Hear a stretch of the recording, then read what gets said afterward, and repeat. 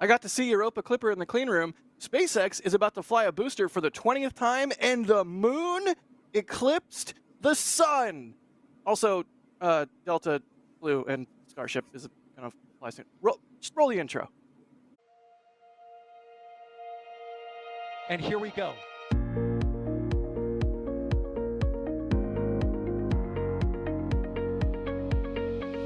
We have liftoff. Propulsion continues to be nominal.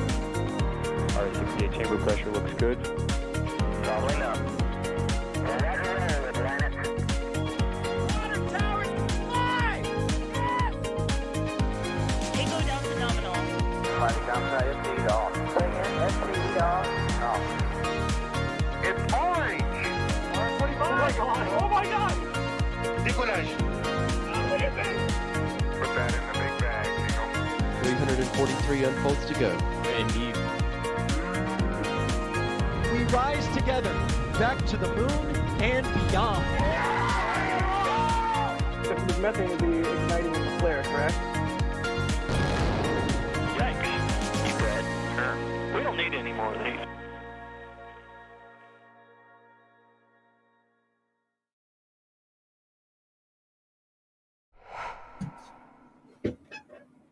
Welcome to another NSF Live. That's right, it's our weekly live show where we hang out and talk about interesting news items from the week with very little to no rails. If you want rails, there's This Week in Spaceflight, which premiered this morning, as it does every Friday morning. So you can watch that, but if you want to watch us hang out and gab, well, you're in the right place. I'm Jack Beyer for NSF, and joining us this week is the regularly scheduled lineup. Starting off with Mr. Sawyer Rosenstein. Sawyer, how you doing, buddy? It's Friday. It is a great day. It is an historic day in spaceflight, and there's a chance that more history will be made in a couple of hours as well. So, all that said, goodbye rails. Let's have some fun. Much like the moon train, we don't need rails here. EJ, how you doing, buddy? How's your Starship? Oh, it's good. I wasn't making like blast off noises. No, that's why would Hey. anybody do that? No, yeah, that would be silly and childish. Well, that definitely doesn't describe us here at NSF, not in the least. No.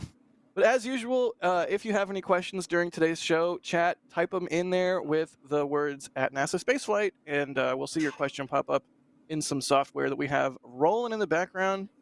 And yeah, generally try to keep the questions on topic to what we're talking about. But I mean, hey, if you have a burning desire to know something, I'm not going to stop you from typing it in there. But nice background, EJ. I see a familiar looking spacecraft behind you. Yeah, it's super clean in here. That's pretty cool. I'm surprised they didn't make you put on a beard net and hair net and a bunny suit and a face mask and a whole bunch of other stuff like I had to do.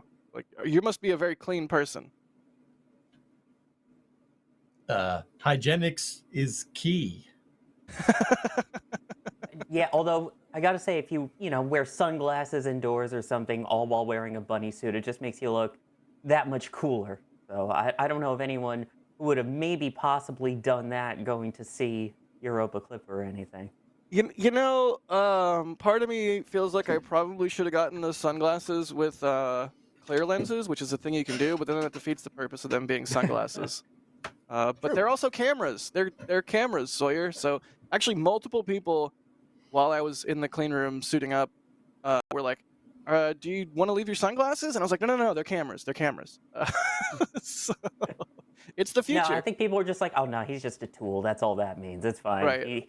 He's the guy that wears the sunglasses indoors. Right. Well, I mean, hey, that's generally what people think of me anyways. So I'll take it. But yeah, if you have no idea what we're talking about, I had the insane honor of getting to go see Europa Clipper in the clean room at JPL yesterday, ahead of it being transported to Florida for a launch on Falcon Heavy in October, I believe, is when the current launch date is. Sometime around October 10th, I think, is when the window opens. So yeah, I mean, I mean, we have a question here from Outdoors Man Show saying, "What was seeing Clipper like?" Well, yeah, there's me in the sunglasses in the back channel, Kevin. If you want to show that puppy on screen. But yeah, I've wanted to go see a spacecraft in the clean room at JPL for over a decade. I've been living in LA for 12, 13 years now. I have not had a chance to go to JPL at all. And yeah, suffice to say, standing next to a machine that is essentially the pinnacle of human achievement that will soon be hurtling around Jupiter at insane speeds, completely surreal. Like, what an honor, and what a special thing to get to do. So yeah, if you are a member, I believe we've already memorized all the photos from this shoot. It was really cool, and you can see there me with Robin Semangal from Supercluster, who was also at the event and is a A fantastic true, person. true friend. Like, absolutely 100% excellent bro, if I may say so. Oh, and speaking of excellent bros, it's Jake. Hey, Jake. Hey, Jakey. Yeah, we all putting our shades on. Mine are just blue light glasses, but here. Mine aren't Listen. handy, so I'm gonna be the one guy without the glasses on, which I guess I'll Well, we just got have the to deal picture of with. you with the glasses, so that counts. So you, Yeah, you that's still fair. got the glasses on. But yeah, But- let's But talk. you've never been to JPL before? No, never been, and they have regular like open houses and stuff like that. It's just always been I've either been busy, or my invite gets lost in the mail, or what have you. I was supposed to go see James Webb before they transported it away, but that also did not work out, alas. So this was in a lot of ways like redemption for me. Aye. Really cool to get to see this machine and talk to some of the scientists involved with the mission. I mean, I can't really wrap my head around what it would be like to have a project like this that is essentially like your entire career, or the majority, or a big chunk of your entire career. Which I don't know, maybe we can talk about that in a minute. But yeah, Clipper. Yeah. So there's a Some flex that I lost now that you've been to JPL as well. But it's such a great place, and the fact that you were in that clean room there is always so cool. I mean, how does the size of something like that compare to what you think? Like, when you think of, hey, here's a spacecraft, besides the fact that this is one of the largest interplanetary spacecraft ever built, what was the size like in comparison? I mean, it's probably not that exciting of an answer, but it was about as big as I expected it to be. That said, you're exactly right, Sawyer. They repeatedly mention that this is essentially the biggest interplanetary probe that JPL has produced. So, I mean, it was quite large, and it was nice to try and photograph it like with humans for scale. They even in the left side of this picture, below that bright green thing, whatever that is, you can see they even had like a mannequin there, like as a scale reference. But yeah, it was just an absolutely beautiful machine. I cannot stress this enough. It's just like the zenith of what we're able to do as a species, scientifically and engineering wise. It's just, yeah, Zoltan. Thank you, EJ. Reference acknowledged. Uh, but yeah, it's just like what a special thing to do, and what a cool mission. Like, I cannot stress this enough. I wish we had probes going to every single major celestial body, and I hope that when Starship gets up and running, that's something that will be less of a crazy thing to say out loud. But By the way, I yeah. think we were looking at the port side, not the zenith, just saying. So the right side of the spacecraft from this image's perspective is like the front in terms of how it will be traveling through space, and it has all of the scientific imaging and all the other scientific instruments right there, kind of arrayed around that front portion. And then, of course, the giant dish on top is the high gain antenna. But yeah, I mean, if people don't know what Europa Clipper is, it's got like kind of a long and storied history. It was originally supposed to launch on SLS by congressional mandate. And then NASA was like, hey, we don't have enough SLS. What is the plural of SLS? SLI? SLSs? SLSs? EJ? Slessy? Yeah. I don't. Sure. SLS, just like the plural of deer. Oh my god. But yeah, so now it's launching on Falcon Heavy, and it is going to go study the ice world of Europa. How cool is that? Get it? Because it's ice, cold. Yeah, I mean, yeah, the mission's awesome, but I think just all right, I'm gonna be that guy. I'm gonna be that Please. guy, gentlemen. Please be the guy. I'm We gonna like be it when you're the guy. All right, okay. I think it's an important note. Like, yeah, they didn't have enough SLSs to launch this thing, but something that's kind of a poignant thought is that they switched it to Falcon Heavy, and that's fine. But I'd like to point out that a rocket like Falcon Heavy is going to take twice as long to get there. Yes, that's a very good point.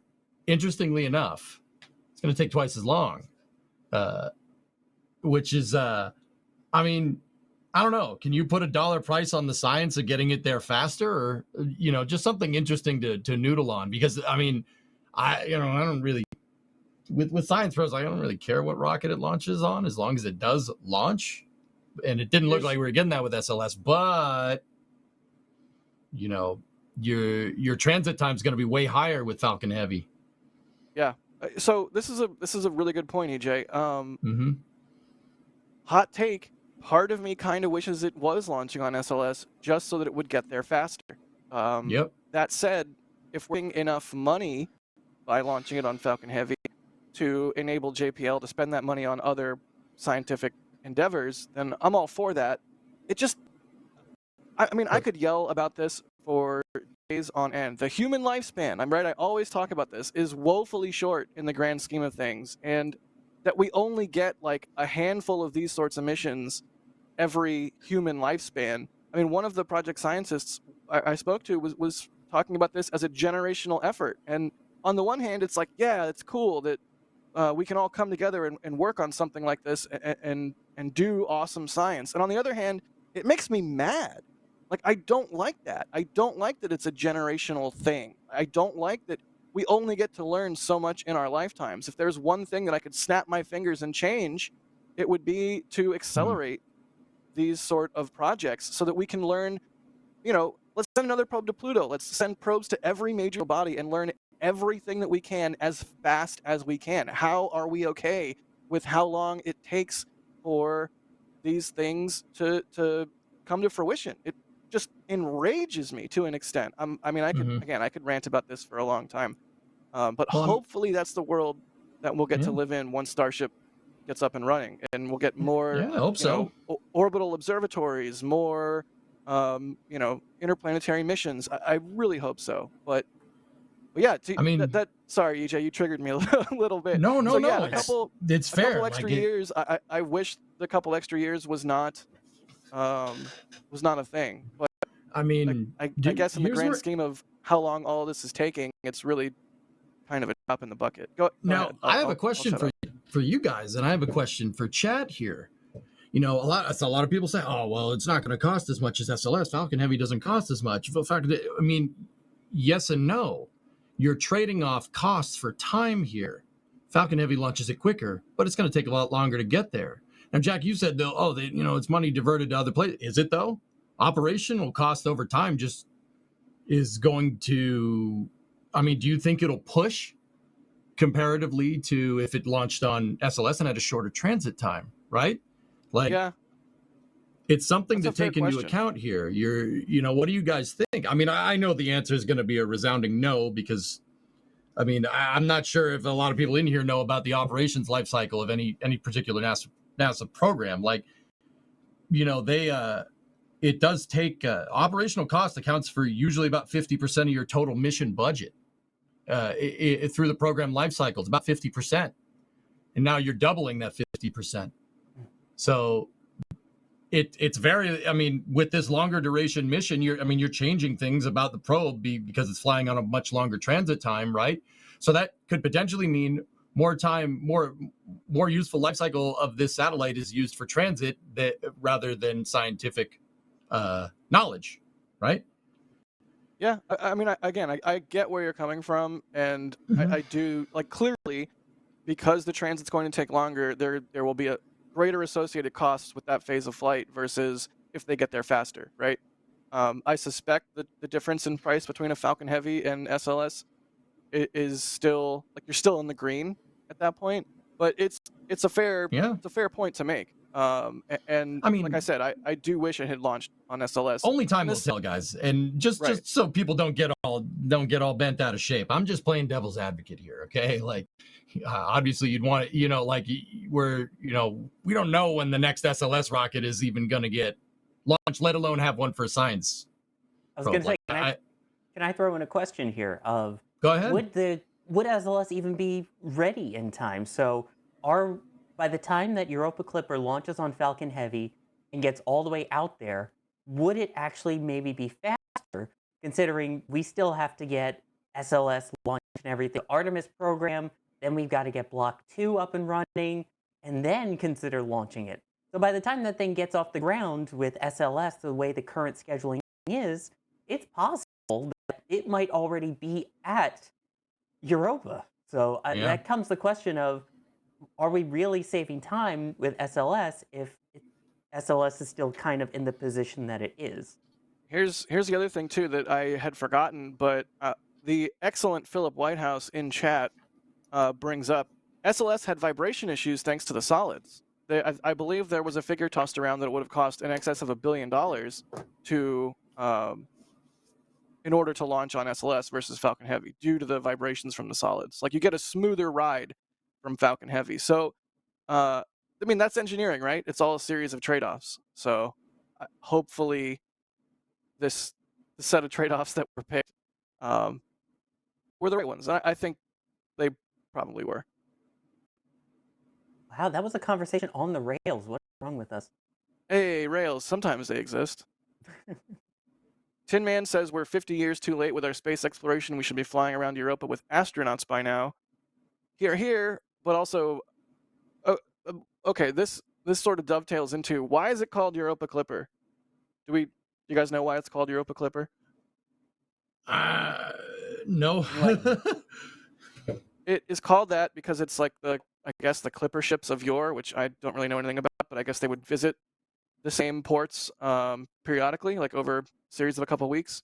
And Europa Clipper isn't actually orbiting Europa. It's going to orbit Jupiter and then clip by Europa periodically. And that does multiple things. It allows them to not have to withstand the insane radiation environment of Jupiter up close, and it allows them more time to transmit the data back to Earth, because there's a limited number of antenna on Earth. I mean, think the Deep Space Network, right? There's a limited number of antenna and a limited number of amount of bandwidth that you can get. So if you're orbiting Europa and you're trying to send science data back, you have much less time because you're just going to get fried by Jupiter's radiation at that point, versus when you have an elliptical orbit and you clip by Europa, you have a significant portion of your orbit time where you're not in that harsh radiation environment and you have more time to transmit that data. And so therefore the spacecraft lasts longer. But I have to do something really quick. Like I said, I've been waiting to go to JPL for a long time. Here is the media badge with the important stuff torn off because they don't let you take that. So don't worry, no security violation. But it's my Europa Clipper JPL badge, so I'm going to clipper it to my wall. Also, the fact that JPL threw the pun in there that it's going to clip around the atmosphere also, I just makes me love this mission more. Right. One pun token to JPL. Also, I completely stole that from Kevin. I take 0 credit. That was all Kevin. Not only that, Jack, but like you're talking about how long it took for you to get into JPL.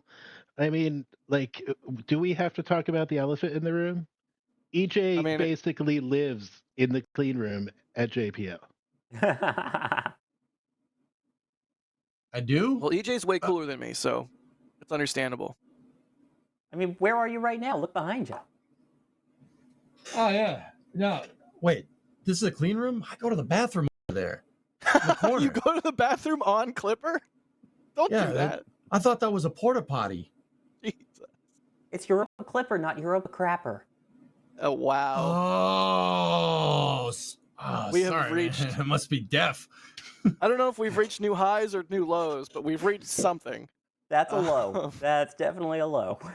Elizabeth Hopner, thank you for gifting 10 Red Team memberships. We appreciate it so much. And if you got a membership gifted, be sure to thank the person that gifted it to you. Blake Alexander, also gifting 5 Red Team memberships. Ninja Decimator, pew, pew, pew. Gifting 5 Red Team memberships. And Bideford, thank you, Bideford. They say, my 3 faves, Jack Slayer and EJ. Remember, EJ, we're friends now. Song Yeah. Tower Power. I have no idea what they're saying. Did you make an Yeah. alliance? Did you make an alliance without me knowing? Yeah. Oh yeah. Yeah. Don't worry, you don't All right. need to know about it. All right, I'm not at okay, liberty fine. to say. No, I don't. I don't want to know more. Don't tell me more. I don't want to know more. Would you not like to know more? Yes, reference acknowledged. Thank you. I'm doing my part. But- C.S. Miller okay. asking what rocket's going to carry Clipper. Falcon Heavy. Caitlin Lindsay asking, why is the transit time longer on Falcon Heavy? Because it's less powerful than SLS? Somebody else that's smarter than me talk. Go. Yeah, Falcon Heavy has less characteristic energy than SLS does, and because of that, basically it's less delta V. SLS has a lot more power. SLS you can go a lot faster, so the probe will get out there to the Sylvian moons a lot quicker with SLS. It'll get there faster. With Falcon Heavy, it's still big, but I mean that's the comparison here between like a heavy launch vehicle and a super heavy launch vehicle. You know, this is the difference between like a Delta IV Heavy and like a Saturn V. RIP Delta. We'll talk about that later. I have thoughts. I have thoughts about that, and you guys will love them. Trust me. So, yeah, with Falcon Heavy, you have lower characteristic energy than you would with SLS. So it will shoot at a lower energy transfer, which means the time it's actually going to take to get to Jupiter is going to be a lot longer. And SLS could have gotten it there in like a couple of years or something. These are off the top of my head. Please, It would have been post the. It would have been a direct trajectory with SLS. Yep. With Falcon Heavy, they have to do, I think, a Mars and an Earth gravity assist. Yeah, so it's going to take. We're not talking like, oh, it's going to take a couple extra months here. We're talking a couple extra years here. Yep. This is like a 5 lot. or 6 year transit, if I'm not mistaken. A lot more time. And the reason why I made that argument in the first place, and once again, I'm playing devil's advocate. The Falcon Heavy's not. I mean, we want to launch on something that actually, you have. Like I get that. I understand that, guys. It's just interesting because that means that those scientists are basically just going to be sitting there and not twiddling their thumbs, but they're just sitting there waiting for the probe to get there. That's a lot more operational cost that gets incurred here. And now I'm not necessarily sure that's going to equate out to like what would end up being like one launch of SLS, even with the SRB modifications or what you guys were talking about. Like I've heard things. I've heard whispers about the SRB vibration problems, but I'm not sure that that's like the entire shtick of the whole thing. I mean, I would contend to say that not having an SLS booster at all is probably more of a game changer there than just vibration issues. But I mean, who knows? I don't know. But yeah, the incurred operational cost will still be a lot more expensive. At the end of the day, that's the scientists. It's going to take some time for the scientists that are working on the program to basically just not furloughed, right? But they're just basically sitting there, and that operational cost does build out over time. And especially if you're going to change the trajectory late into the development of the project. And once again, this isn't just my opinion. This is right out of NASA Systems Engineering Handbook. Like, I mean, I'm not sure how much NASA follows their own handbook. I don't know, but operational cost is a significant chunk of funding for a program. It's just something to take into account, I guess. Only Shuttle Centaur. Be still my beating heart. Had to mention it. I mean, come on. Yeah, warranted. Completely warranted, Sawyer. Let's do some more questions. How about if my iPad will cooperate? Dude, I wish Shuttle Centaur. That would have been amazing. I know, right? God. D-Pod Dolphin Productions, whoever the heck that is, they said the $1 million question, did Jack have to wear a hairnet? Yes. and a beard net because I take planetary protection seriously. Okay. Oh, You can't see it, but there's a couple up here. Okay, I'm like Homer Damn. Simpson. I've got like 2 or 3. dang, man. You just grilled him on live TV. What are you doing? Yeah. Jeez. Oh man. You're going to do him What am I dirty in like the- that. What am I in Jupiter's radiation environment? Because I just got roasted. Don't do that again. I'm sorry. Bad. I apologize. Just don't do that. Johnny Please. Cheese is asking, has any of you sent your names with Europa Clipper? I did. Did you guys? I did. Nope, EJ? I did not. No? You just don't like fun. You're like, I'm EJ, I don't like fun. Lame. Yeah, that's me. When the aliens eventually find Europa Clipper, what are they gonna? They're gonna look through the list of names on the tiny chip and go, "Wait a minute. There's got to be one important name here missing, but we'll never know because this guy from Boston never put his name on it." It just means EJ will live. And Or they're will- going to know your names and they're going to steal your personal information and sell it for advertising purposes. For space ads, yeah. We're Yeah. probably talking about 20, 30 decades maybe for that happening. Oh, And, okay. Also, I have a Google Voice Assistant, so that's already long gone. Oh. Alex Physics, whoever that is, says this was the first time Jack saw a Clipper in years. Wasn't funny when you said it in Discord the other day, and wasn't funny now, Alex. I literally just went to the barber like a week ago for the first time in years. Wait, how does that work? I didn't feel like shaving my beard, so I walked in and said, "Shave my beard," and then they shaved my beard. Oh, Oh, do beard they have hair. like the fancy brush with the shaving cream on it and the straight Yeah, and razor, the like straight the razor. 1800s? Yeah, I'm too scared to do the straight razor, although I love a nice straight razor shave, so I decided to go get one versus, like, horribly Treat yourself. mutilating myself. What'd you say, EJ? Treat yourself. Yeah, sometimes, it's self-care. Treat yourself. And Kevin in our back channel is saying, crooked, they shaved it crooked. They did. Don't go to Caveman Barber in Brownsville. Moving right along. So about not going off the rails, or Yeah, Canan Copeland is asking, what is the operational lifespan of Europa Clipper, and could it possibly be extended like Opportunity and Curiosity? So, forgive me, I don't remember the actual operational lifespan off the top of my head. I think they're going for like 50 orbits in the Prime mission, something like that. But like any JPL mission, if the spacecraft is healthy at the end of the Prime mission, and should funding allow, they are hopeful that they can get an extension and do even more science. Jazz hand. By the way, I think Jake just realized your beard was crooked and ran away because he couldn't. Darn it. jeez, you're just getting grilled up here, man. Dang. It's I'm happy to be the sacrificial lamb for the jokes. I mean, Alan, keep in mind, this is a guy that a couple hours ago was hanging next to one of the coolest scientific spacecraft of our generation. Got to give him a little flack here. it was, an honor. There's really no other word for it than it was an absolute honor. I mean, for EJ, it's every day. Apparently, he has a bathroom over there. But yeah, for me, it was like a surreal, once-in-a-lifetime bucket list type experience for sure. Oh, Ian in the back channel is saying a 4-year mission at Jupiter is the primary mission. 4-year mission at Jupiter is the primary mission. Which, then again, we've seen, spacecraft go well beyond their primary mission timelines. So hopefully that's just the primary. Yeah, It really- no, it should. It'll probably be fine. I think it's just a poignant thought, and once again, I'm just playing devil's advocate here. I think it's a poignant thought to understand, changing, what would be like a year transit plus 4 years of science to a 6-year transit and then 4 years of science after that. That's significantly changing your stakeholder expectations for mission, and that can balloon costs. It's just something to point out. It's something to take into account. Once again, I know I'm being stick in the mud here, but when Falcon Heavy goes off with the Europa Clipper on, I'm going to be just as Looney Tunes as everybody else. It's going to be amazing. It's just something to take into account, like having to change the rocket and stuff, and having to change something like that well into like manufacture of payload is something that can end up being super costly.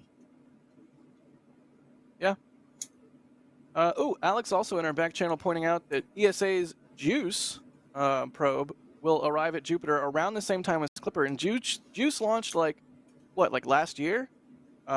So that goes to show you sort of the difference in transit times depending on the power of the rocket. But the really cool thing is JUICE and Clipper will be, so JUICE is going to focus on Ganymede, Clipper is going to focus on Europa, but there will be opportunities for the two spacecraft to sort of tag team and both gather data on the same thing. I think JUICE has a couple Europa close flybys, so that'll be really neat. The fact that we have two separate, awesome, technologically advanced probes in the Jupiter system at the same time. Gotta love that. Also, what organization launched that? ESA, all right? ESA. You know what? If it wouldn't be a space flight stream if somebody wasn't gatekeeping acronyms. You know what? If I want to say VAB, I'm going to say VAB, all right, Sawyer? Oh no, you don't. Oh no, you didn't just say that. The VAV. That's like calling it NASA. Well, yeah, that's criminal. We can all agree that that's criminal. Well, I think you just did that to Europeans by saying ESA. All right, sorry, Europeans. I apologize. This is my formal apology to Europeans. See, Europe, I'm looking out for you. I'm looking out for our European viewers. Matrix is asking, what's the deal with the radiation around Jupiter? I haven't heard about it before. I don't know. I'm a big dumb idiot. All I know is that there is an extremely harsh radiation environment around Jupiter. Does anybody know more than that so that I can stop talking? I'd have to look. Hey, Falcon. All right. Oh, hey, look, there's a Falcon 9 about to launch for the 20th time in just a little bit here. Yeah, and we'll Subject be covering change. It. We're keeping an eye on that. So dig with us for that as well. And it did not roll out of a VAB. It did roll out of a HIF. That one, I will actually say the acronym on that one as well. It's a HIF, not an HIF. So we can say we can't say HIF, but we have to say HIF. We can't say VAB. We have to say, it's just like, All right, whatever. I don't care. This is all common knowledge, Jack. Come on. I know it is. I can still yell about it, though, Sawyer. Would it really be me if I wasn't yelling about something trivial? Yeah, this is where we need that old man yells at clouds gift back again. So yeah, we're keeping an eye on that Starlink mission. If it does go at the top of the window, it will be part of this episode. So stay tuned. We'll keep our eyes on it. So should point out the current targeted time is 9:22 p.m. Eastern time, and that is still up to date as of this very second on SpaceX's website. Knock on wood. I actually have some wood right here that I will knock on. It was my desk. Okay. RE Jupiter, it's Jupiter's magnetic field. Jupiter's magnetic field pulls in a lot of radiation, just like ours does. Yeah.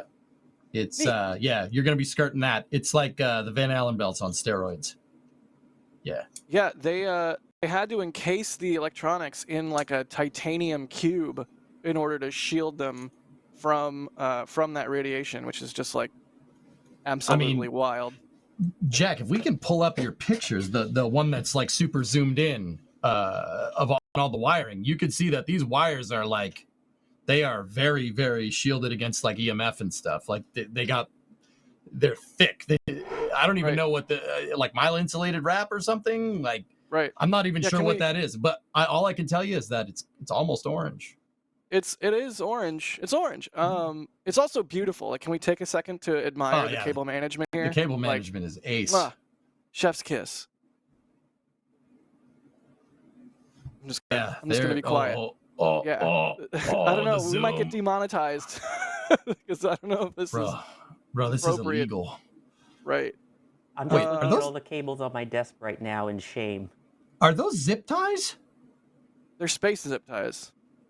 They're zip ties. They're basically just zip ties, but they cost way more. Space grade zip ties, Alex says. Oh. Yes. Wow. Aaron, one on my desk right now, and those ones are going to space. Yeah, zip ties in space. Well, no, those ones that are there that are on it got to be different than yours because they're space zip ties. Definitely Zip ties in space. I have no words. Good reference. Aaron Pickering. They say Falcon Heavy with solid rocket boosters. That would be hilarious. Although, who was it in our back channel? Was it Ian saying that they did study putting a star solid motor as a third stage Ian for said Falcon that. Heavy to get Clipper there faster, but was not worth the redesign to get that done. But I mean, hey, That was Alex.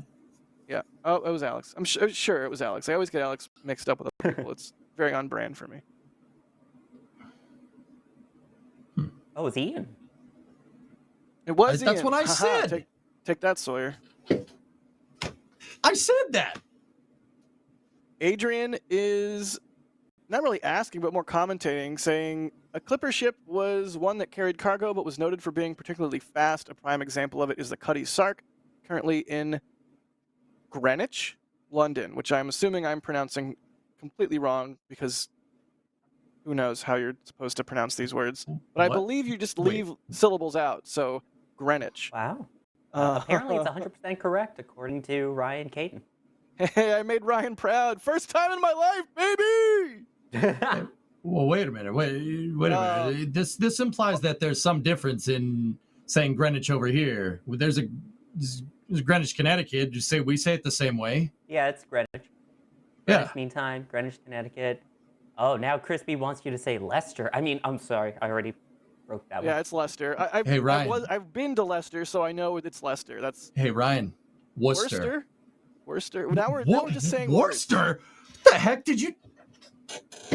Worcester. Worcester. Worcester. Worcester. Worcester. Well, Worcester, yeah, if it's Mass. Boston, it's Worcester. Worcester, What? Mass. Wait, yeah. Why are you saying it like that? Why are you saying it? Why are you dropping your eyes? Gotta drop the I, yeah. Like the con have a yard, drop the I. Oh, hey, I'll go meet you in Secaucus and bury you in the freaking swamp, guy. Why don't you do Who me you a favor talking and to? shut your mouth? I feel like I'll kick you all the way. I'll stick you on your Europa Clipper and stick you all the way to Jupiter. I need an adult. I need an adult. Hey, don't mind this, West Coaster. All right, this is between us. This is between me and that guy This over is there. the East Coast battle, yeah. We have better bagels. You have better cheesesteaks. It's a compromise. Wait, What? whoa. Whoa, whoa, whoa, whoa, whoa, whoa. You heard me. You heard me. West Coast does not have better bagels. We also have better sushi. We have better basically everything. Except for the What? launch site. Yeah. Deal with it. Did he just really say that? Yep. He's huffing that copium, dude. He's hitting the copium hard. Oh, man. And pizza, bagels, anything mostly bread related, with the exception of something like a sourdough. Much better on the East Coast, in my opinion. I got to give San Fran its credit with, its sourdough and that kind of bread. But Also, Ryan and Chris in the back channel, you guys know I live in New England, right? That second part, the names are the same. Just putting it out there, guys. Just putting it out there. Worcester. Very helpful. Yeah. Framingham. No. All right. Framingham. Also, whoever just called it Sawyer dough in chat, now I'm really hungry. Thank you. You need to, Sawyer, you need to make a branded line of sourdough and call it Sawyer dough. I think that's like a moral imperative at this point. All right. You know what? As long as it uses water from New York, I'll do it. Chowder. That's right. Cool. Well, I think that's about it for Clipper questions. How about we move on to our next topic? If nobody has anything else they want to hit on the Clipper front. Operation Bust. Remember Let's it. do it. Yeah, Remember. but Remember what this about the cost to conversation. redesign it so it could withstand the vibrations? It was like $1 billion. I bet that You got to eats all the redesign it for a operational longer costs. transit time, dude. But $1 billion, you're not gonna. It's not gonna be $1 billion in transit time costs. $1 billion. You don't know that. You don't know that. I do know that. $1 billion. Adrian, thanks for gifting a Red Team membership. Blake Alexander, thank you for the support. They say, isn't there some company in Texas pumping out super heavies that might be available in a year or two to take a direct shot? Maybe wait a bit and go direct. I mean, yeah. The thing about it launching on Falcon Heavy versus even Super Heavy or SLS is Falcon Heavy has launched a bunch. And for a payload that's this important, that there's only one of, you kind of want to have some confidence in your rocket. Not saying you can't have confidence in SLS and Super Heavy. Not wrong. Yeah, Falcon Heavy already has sort of a bunch of launches under its belt, so a little bit more assured mission success there, in my opinion. I want EJ to come through the screen and tackle me here, but just don't. Just don't. Resist the urge. Roseanne. All right. Roseanne DeVasto, thank you for the support. They say, create a team page on the website listing commentators, producers, photographers, etc., with their home, city, state, and social media link. Pretty please. Don't we have something like that? I thought we did have something. Maybe not so much the city state, doxing part, but And SN15, the best ship ever. Thank you for the support. They say East Coast, best coast, baby. And Jack West sucks. You know what? Everybody's entitled to their opinion, even if it's wrong. you mean even if it's right? No, it's not. It's the opposite of what I Bro, meant. where's the country? Does that matter? On which coast is Europa Clipper launching from? Yeah, that's even better. So I gotta go. I'll see you guys later. I can't see you. It's very foggy. Oh, yeah. I guess he must be out on the West Coast. That's why you can't see him. Yep.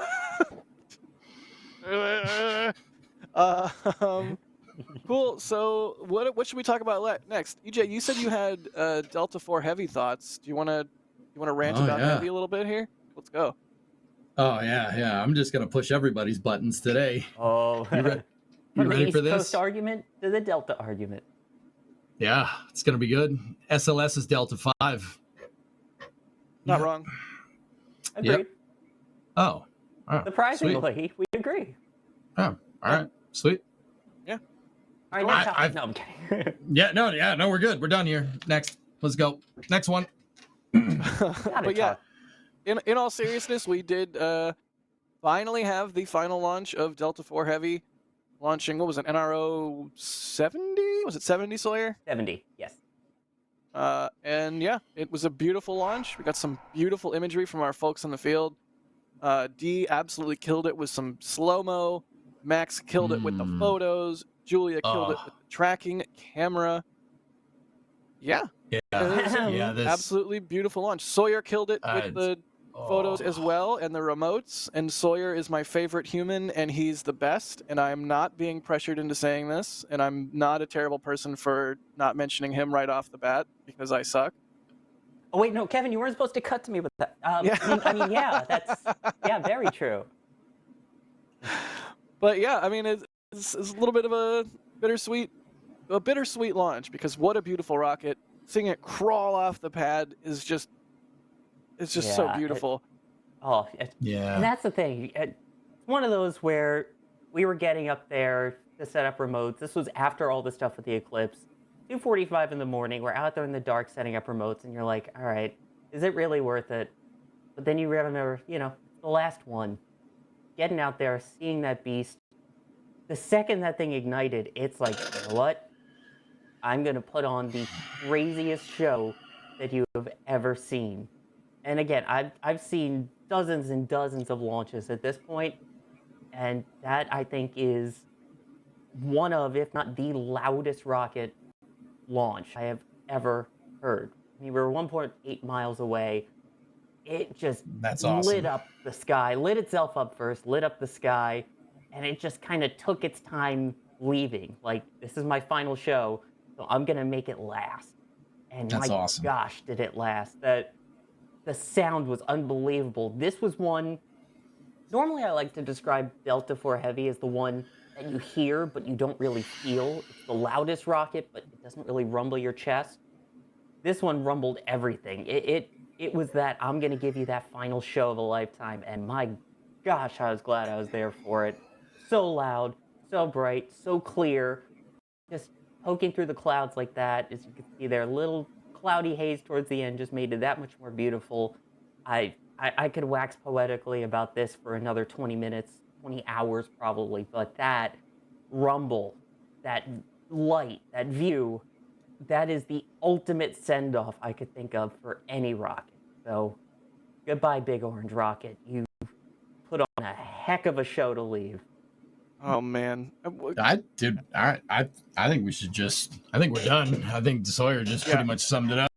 no one's gonna be We're able to good. top Sawyer there.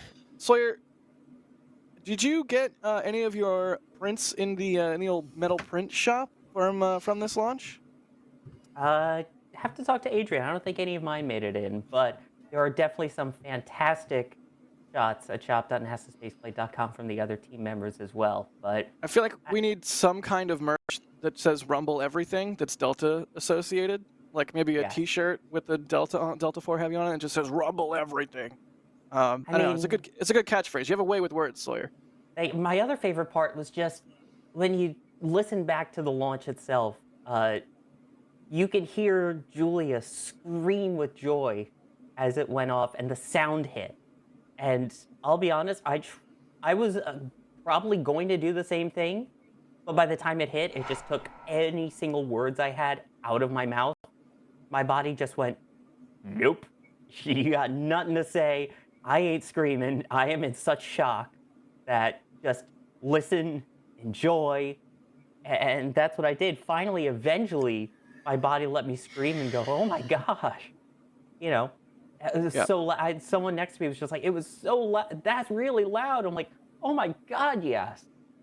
So, I mean, That was one of my favorite parts of the stream and of the launch coverage from us was the audio, not just of Delta, which was amazing, but also you could hear at like T plus 10 or 15 seconds or so, every single member of the media was just like losing their minds. Again, having seen as many launches as I have, including shuttle, including SLS, the noise on that was just bonkies. I'm still getting speechless again now, thinking back to the moment the sound hit. Nice. I just like Delta so much. I refuse to believe that it stopped flying. That's why SLS is Delta 5. All right. I'm just going to go out and say it. Is that like Delta 4.5? Yeah, sure. That's fine. It's Delta 5 2 medium plus plus. Block 5 full thrust. Yeah.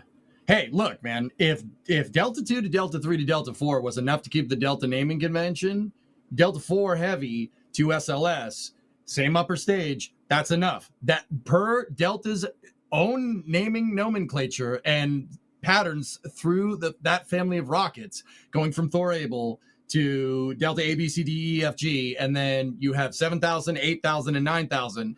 It qualifies. It counts. All right? It counts. SLS is Delta 5. I don't think Vulcan anybody is of Atlas us 6. are arguing with you here. I think we all agree, and we're on board, and I think what you're saying is interesting, and I would like to subscribe to your newsletter. See, that's what you said. No, we're good. But did you have a Delta rant, EJ, or was that it? Is that the No, the Delta? That was it. I think Delta is a really good rocket, and I think it's okay. Serious time for a second. I think Delta is an awesome rocket, and I think it's important to understand. You know, it's on its way out, and you know we should be like, should we be mad about this? I don't know. Like, it kind of stinks when a rocket, you know, sees its final flight. But here's the thing, you know, I don't know about you guys. I've been doing this for a while. I've been following spaceflight for a really long time, and I'm sure there's plenty of people here that have probably been watching longer than me. Crispy, hi, yeah. But you know, it stunk when Ares 1 got canceled, right? And we didn't have any replacement. And it was terrible when the shuttle stopped flying and we didn't have any replacement, right? Delta, yeah, technically there's no replacement, but there's going to be bigger and better rockets down the road. And these rockets that are kind of filling the niche that Delta 4 kind of left is Vulcan, Falcon Heavy, New Glenn. Like, I mean, I can't really be too upset. The only thing I'm kind of upset about is the Delta naming convention. Like, Delta rockets are gone, and Atlas too. You know, when Atlas 5 stops flying, right? Like, I mean, personally, I think Vulcan is Atlas 6 and SLS is Delta 5. All right, that's just me, just in my own EJ world. Okay, that's what they're called. All right, that's it. But honestly, it's it's kind of bittersweet, and it stinks seeing the Delta name go after 50 plus years. But we got bigger and better things, man, and they're reusable. So, Right. I'm on board. I also really wish SLS was Delta 5, because then it would be Delta V, which for a rocket is just delightful. That's just delightful. Yeah. Yeah, and going back to what we were saying about Europa Clipper, RE Falcon Heavy, and SLS. I mean, SLS has more Delta V than Falcon Heavy. Just saying. Yeah. It does. Yeah. Not wrong. I just blew your mind, Chad. I just blew your freaking mind. So much so that your background is shaking. It might be a little bit windy out there at the Cape.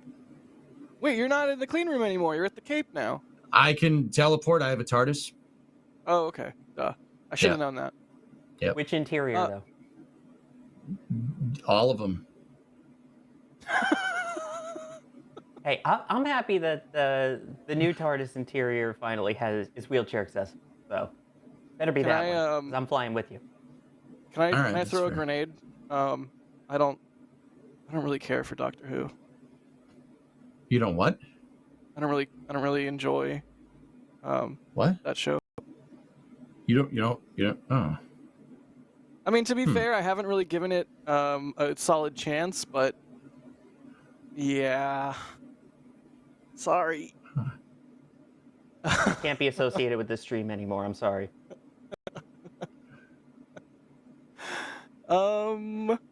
Roseanne DeVasto, thank you again for the super chat. They said they looked for that page and could not find one. We should do one.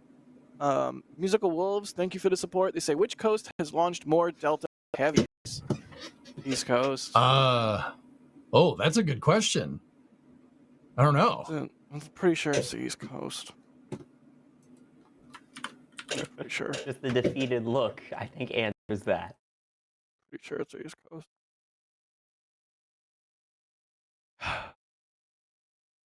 Roseanne DeVasto, again, thank you for the support. They say, I would buy my first metal print of the first Sawyer shot posted.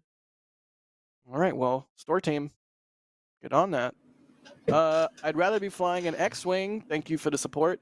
They say, Jack, the more you hype the West Coast, the more these Easterners move in and spoil it. Let them keep the mosquitoes, humidity, hurricanes, tornadoes, and New Yorkers. We'll keep the good life secret. You know what? Yes. Good call.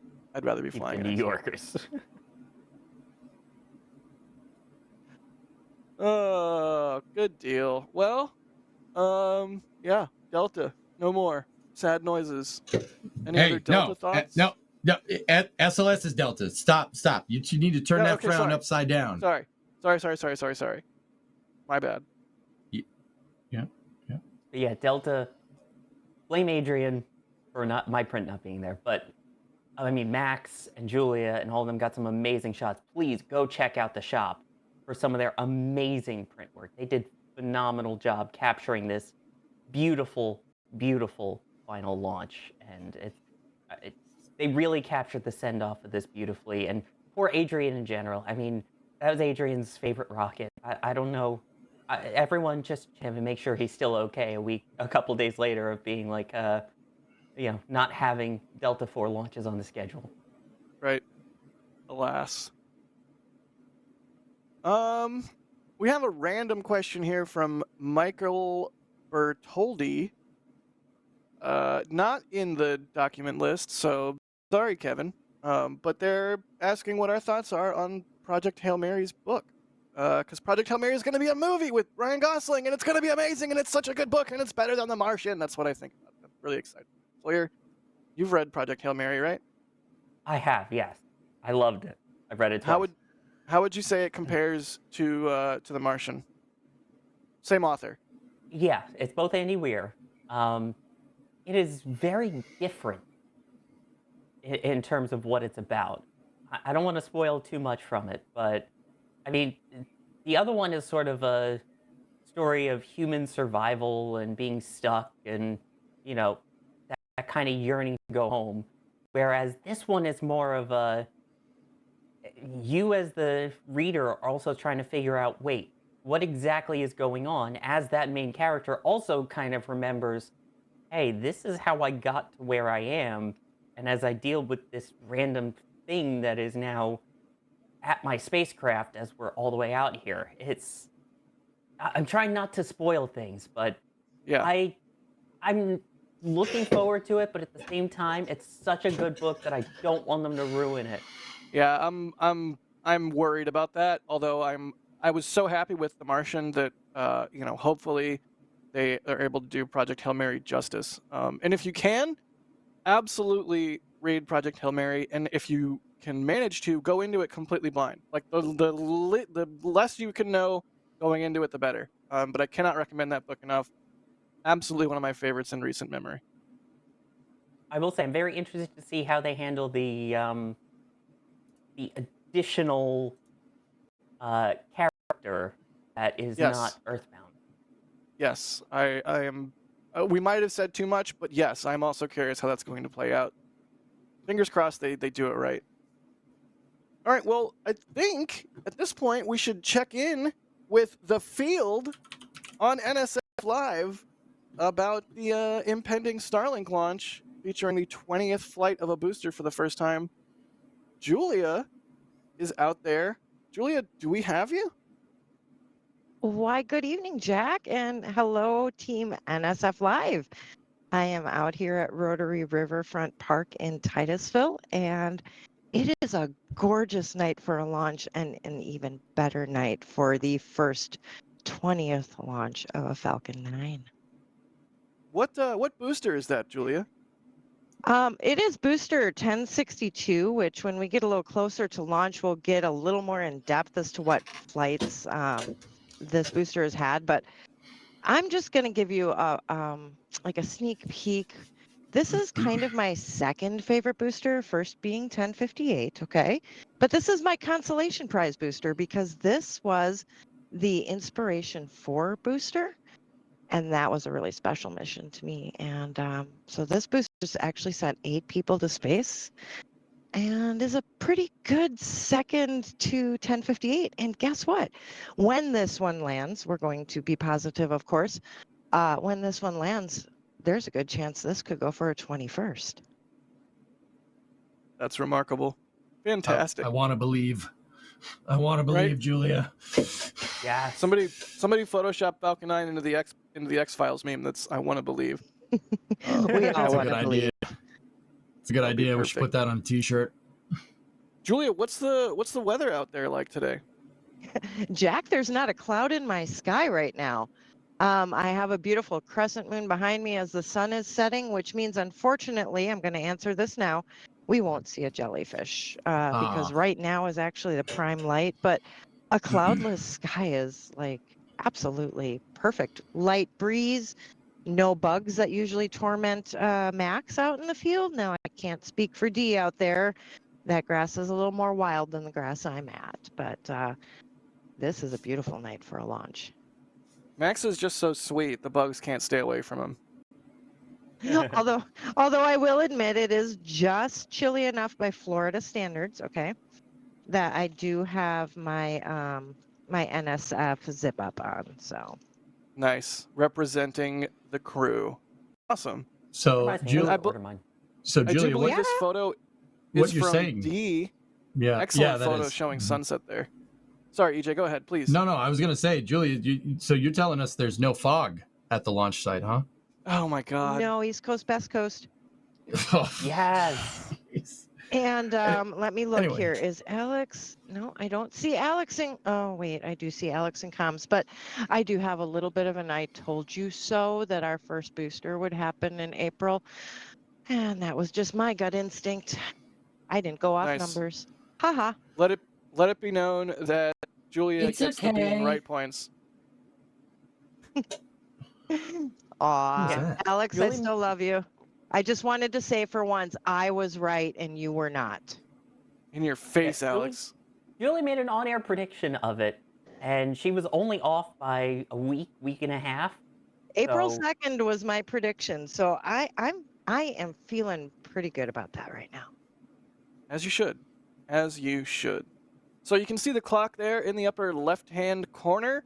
About an hour and 15 minutes to go to the opening of the window. Do we know, Julia, if it's gonna go with the opening of the window, or what the deal is with that? As far as I know, it's going to go at the beginning of the window, but let me look. I'm seeing yep in the control center. As far as I know, SpaceX is still saying that. So Good deal. also, So huge shout out to Julia, who for Delta 4 Heavy as well on the farewell brought us all brownies, the entire NSF crew. So shout out again to Julia, who's awesome at baking. okay, it wouldn't be a hold up. launch. Hold up. What? Brownies with or without nuts? Yes or no? Oh, you know what? I am an allergen friendly person, so I don't put nuts in the brownies or the cookies. They just make it a little bit safer for those on the causeway who might have nuts. I'm sorry. No. You made the right call. Brownies with nuts in it are sacrilege. I will Well, not Okay. accept. What about Brownies chocolate with nuts in chips? them. Brownies with extra chocolate chips, though. There Let's you go. Ooh. Let's go. No, I want brownies. Dang it. Oh, another photo from D. Excellent. I love these BTS shots. Very cool. Oh, EJ turned into a camera icon. Oh gosh, I don't know what geez. happened. I'll be right back. Oh gosh. Oh geez. Why my camera? That's an improvement, honestly. Yeah, you're probably right. You can still hear me though, yeah? I can still Yep. hear you. All right, cool. If you could just take me off of the main camera, Kevin, that would be really good, and I could fix this problem. No, full screen him. Full screen. Yeah, No. Full screen him. Thank you. I do. This is a new. There we go. Quality. Nothing but the best production here. Yeah. It's Great. over. Great.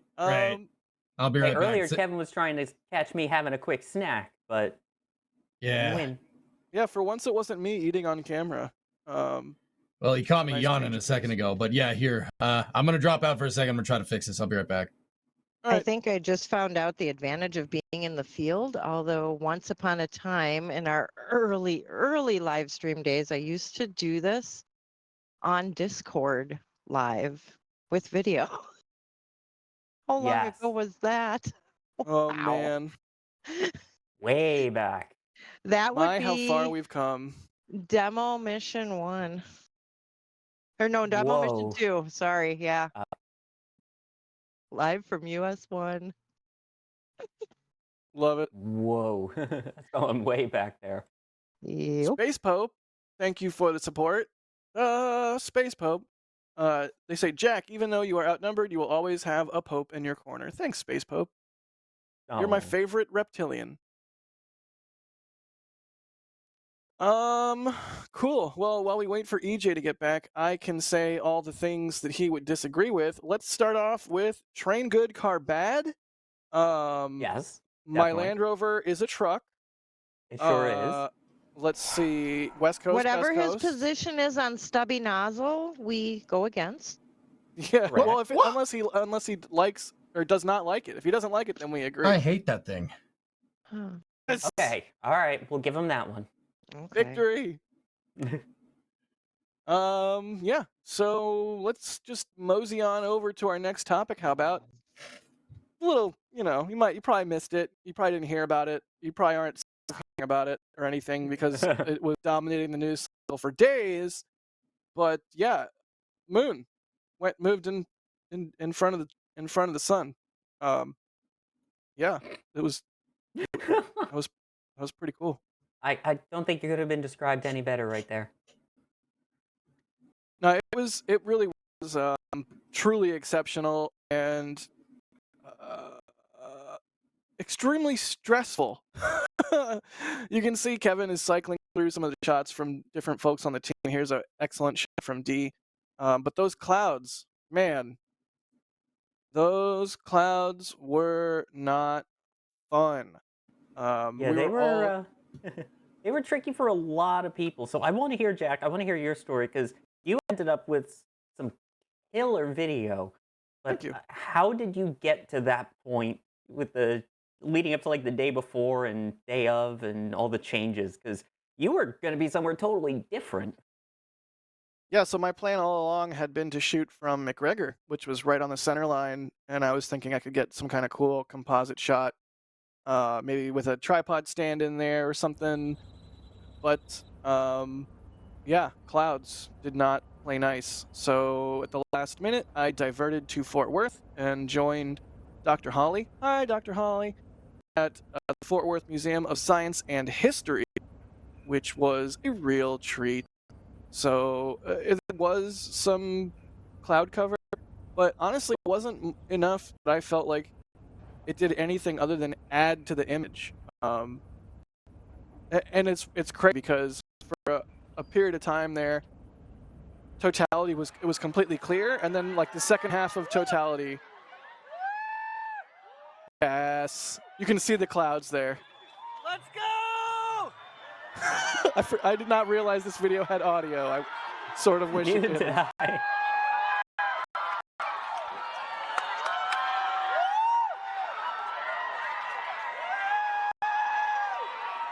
I. I do not remember making those noises.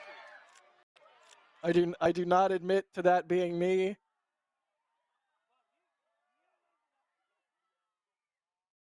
But yeah, that was something really special. And having seen the 2017 eclipse, this one was that much cooler to me. I don't know if maybe it's just recency bias or what, but the fact that we're near solar maximum and we saw those prominences so clearly, what a treat.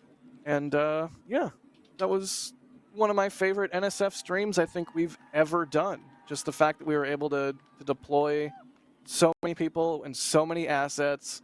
I mean, Sean was up, I think Sean was in Vermont, got some killer footage.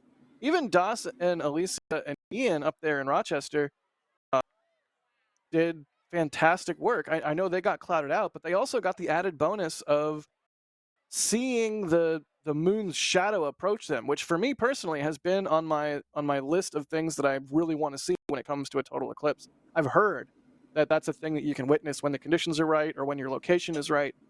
Seeing the moon's shadow race towards where you're standing, it's got to be one of the coolest things you could possibly see on this planet. So I'm bummed they got clouded out, but I'm glad they at least got that consolation prize. Plus, that reaction that they had in Rochester was unbelievable. Just the cheers, the excitement as it got dark, looking around and seeing all of the, basically seeing a sunset in the middle of the day. Right. That, I think, that's the part that people don't really realize when you're watching this, is that the sky itself basically looks like a sunset, kind of just in the wrong direction, the wrong time. It all just feels wrong. Because most people's eyes are focused on the eclipse portion itself. I love that part around it. That's when you really, the whole environment changing, the colors muting, the temperature getting colder, everything getting darker. That, I think, really portrayed it the best. Absolutely. And it was really cool. Dr. Holly did like some experiments and had like a little weather station where I believe the temperature dropped like 10 degrees Celsius, which was, you could feel it. You could absolutely feel it, which was really neat. There you can see the moon's shadow racing towards where Das and Alicia and Ian all were. So cool. And if you want to watch this video, we did post it on the channel. So it's got all the angles from the eclipse, and you can go back and watch that if you so desire. That's what most people don't get to see. I love hearing the excitement. I really do. And yeah, 360-degree sunset in all directions. It is pitch black outside. It is pitch black outside. It is so crazy. Wow. So this is just like a different experience, I guess, you can all experience with us. The clouds that are up are kind of picking up just a slight tint of pink or so. Because they turned on the lights. Oh my God, all the street lights just came on in Rochester. Wow. Oh my God. Look at the clouds over there. Yeah, the clouds in the distance. So yeah, that's the thing. It happened. EJ, did you get to see it?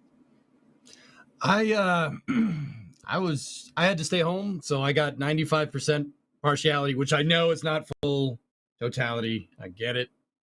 That is not the same thing. I understand. We'll go to the next one. But yeah, I got about 95%. It was pretty good, man. Pretty good. Nice. By the way, have we And- shouted out who edited that video? No, I don't think we need to do that. Moving right along. I'd rather be flying an X-Wing. Thank you so much for the support. They say a lot of Eclipse pictures have pink-orange corona ejections and flares. Is that the actual color, or is it because of camera filters? No, that's the color. Like, that was the color that it was. That those prominencies were very much like a neon pink color. Yeah, that's the one time you don't have a filter on the camera, actually, is during totality. So exactly. it is Yeah. legit. Yeah. And even like, so my shots, for example, look really orange because I was using Thousand Oaks solar film, and that's the wavelength of light that they transmit through. There's also a bader. I'm not sure if I'm pronouncing that right. Adrian might be screaming.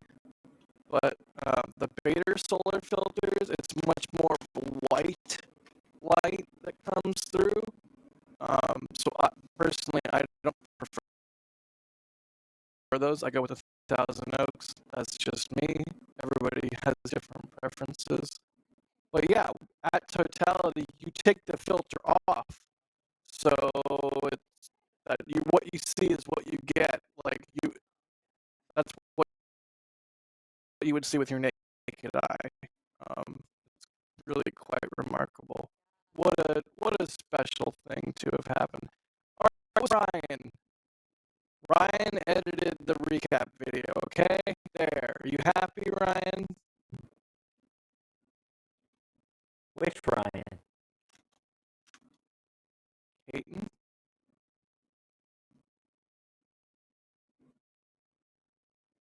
Now he's gonna tell me I'm mispronouncing his last name. It's probably Ryan Khan or something. Just going based off of how British things are apparently pronounced.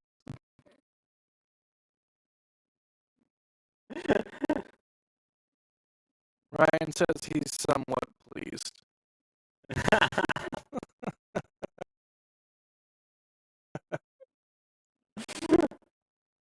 So yeah, the eclipse, I'm sure everyone is well aware that it happened by now and probably sick of it. It's like whenever there's an earthquake here in LA, Twitter is suddenly jammed with everyone screaming earthquake, earthquake, or an eclipse. You're gonna see a million eclipse pictures everywhere on social media, but just has to be underscored that if you ever have the ability to go and see one, please, please, please, please do. There's nothing quite like being able to see the moon perfectly eclipse the sun. It's just a truly wonderful, wonderful experience.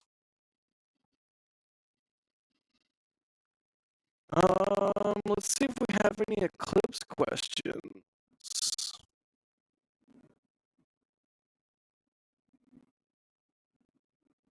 Jack Wales is asking if I can make that a metal print. I don't know what that is because this is an 8 minute old question, but there are eclipse prints on the metal print store if you so desire.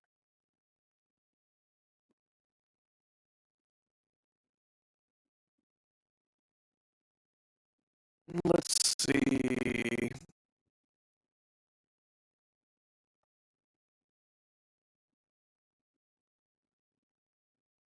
I have not a lot of questions. I think everyone's had their eclipse fill. Human wants to talk about how quick SpaceX swapped boosters at McGregor last night. That was a pretty interesting thing. Um, they had a Falcon Heavy side booster up on the test stand, tested it, then lowered it, then raised the other side booster. Pretty nifty. Oh look, metal print. Neat. See the clouds? If this shot did not have the clouds, I would not like it nearly as much. It just worked out. Sometimes the photo gods shine on you. Not complaining about the clouds. An excellent composite from Tyler there, too. Nifty. I have a composite that I'm working on, but I'm not the best at Photoshop, so it's taking me a while. Who's this one from? Who did this one?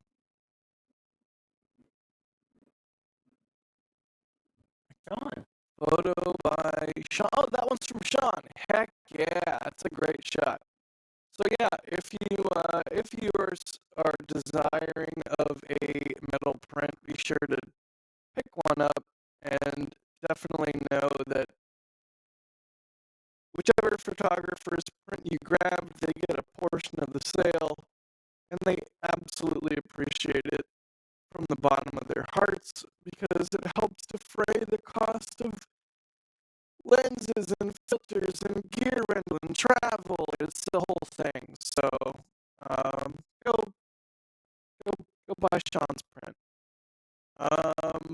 By the way, Jack, going back to what you were talking about there with the side booster, I mean, the two Falcon Heavy side boosters up and down at McGregor, they've been doing some amazing testing there. Those two boosters, by the way, are for the GOES U mission.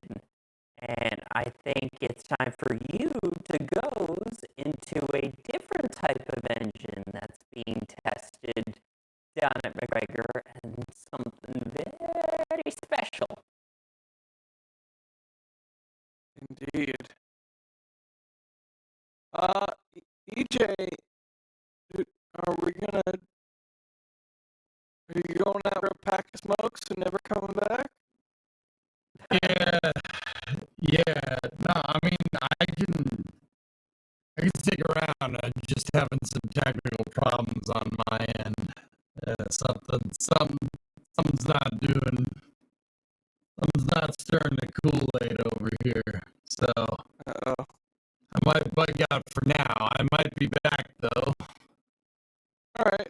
Well, in case you're not back, we love you. Thanks for being on, Oh, and thanks, buddy. hopefully you can come back. Yeah. Yeah, let me Back. You yeah. all on me. Let me come back. I'll I gotta give the computer a quick restart. We gotta turn it back off. Turn it on, turn it back off again. I'll be right back. Is it Efficient Windows as a Vista? solution. Yep, It really, that's right. it really is. I'll be back in a little bit. Cool. Daily Tab, thank you for the support. They're gifting 5 Red Team memberships. Thanks for that.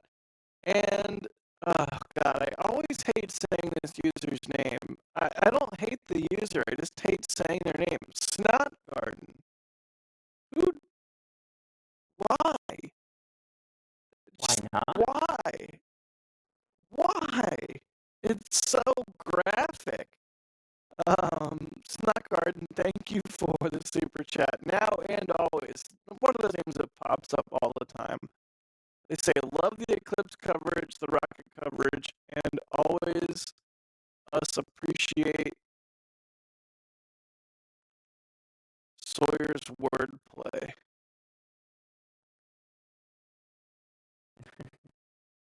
there's a word in here, maybe some typos, but either way, they appreciate your wordplay, Sawyer. Okay, I'll take it. Thank you, Snot Garden. Nam is asking, how long did you guys watch the eclipse? I have time-lapse footage that would make a bad print. I mean, I think I got like 3 or 4 minutes of totality in Dallas. And the whole eclipse was like a couple hours long from start to finish. Yeah, but it always goes by in a blink of an eye. I mean, it's one of those things where afterwards it's like a blur, and you're like, did that really happen? I can't even believe that it really happened. I got to see the whole thing, but I only got 55%, so doesn't really count as much. Hey, you still got to see it happen. True, and I did get to see 2017, so, you know, that was a little consolation prize there. Nice. Cool. Well, let's talk about Starship as we get ever closer to Starlink launching in like 57 minutes or so. But yeah, Starship. Big news this week was that SpaceX released the talk that Elon recently gave at Starbase. Can I yell for a second, Sawyer? Not that I need permission to get. Yeah. When they were rolling Booster 11 out, I think the night before this talk happened, obviously none of us knew this talk was happening, but I was standing at the end of Remedios waiting for Booster 11 to roll, and I heard them doing a sound check on the PA over there, by the tiki bar and by the rocket garden. And in my head, I was like, huh, they're doing a sound check, which means there's gonna be some sort of talk or presentation or something. And then Booster 11 came out of the high bay or mega bay, and I was just immediately like, oh, distracted. Didn't think about it again. And then like 2 days later, this video drops, and I was like, ah, I should have known. I should have been able to get a camera somewhere in the vicinity to try and document this happening, but kind of a bummer if I'm being honest. Like, I feel like in years past, this would have been a Starship presentation that media was invited to, and not just an all hands employees talk. And yeah, I'm a little bit disappointed in SpaceX for that, if I'm being completely honest. I mean, I don't fault them for this decision. Like, sure, you guys can do it however you want, but yeah, in in times past, this totally would have been a thing media was invited to, and it's a shame, in my opinion, that did not happen this time around. But so it goes. We got a lot of really interesting information from this talk, mostly in the visuals that SpaceX posted, including this insane render of a super heavy catch on the chopsticks, which kind of looks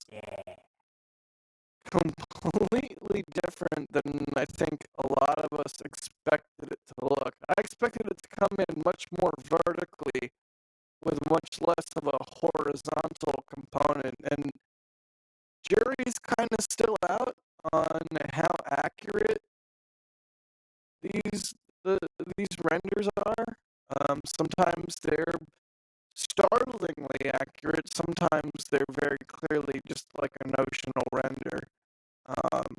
So we'll have to see how that plays out. But yeah, a whole bunch of news from this one, including the fact that they're gonna try and land the booster on Flight 4 on a virtual tower out in the ocean, as like a simulated, dry run. And if that goes well, then they will attempt a catch on Flight 5, which is just, I don't think any of us expected a catch to happen potentially that soon. Did you, Sawyer? I don't think we expect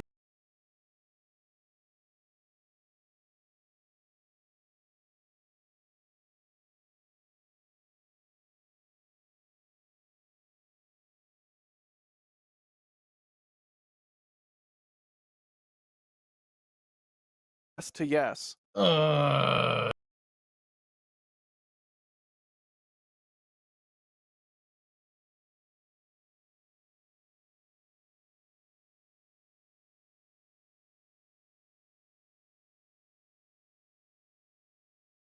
List modifications that you can do to get for more performance out of a launch vehicle. I mean, it worked with Falcon 9.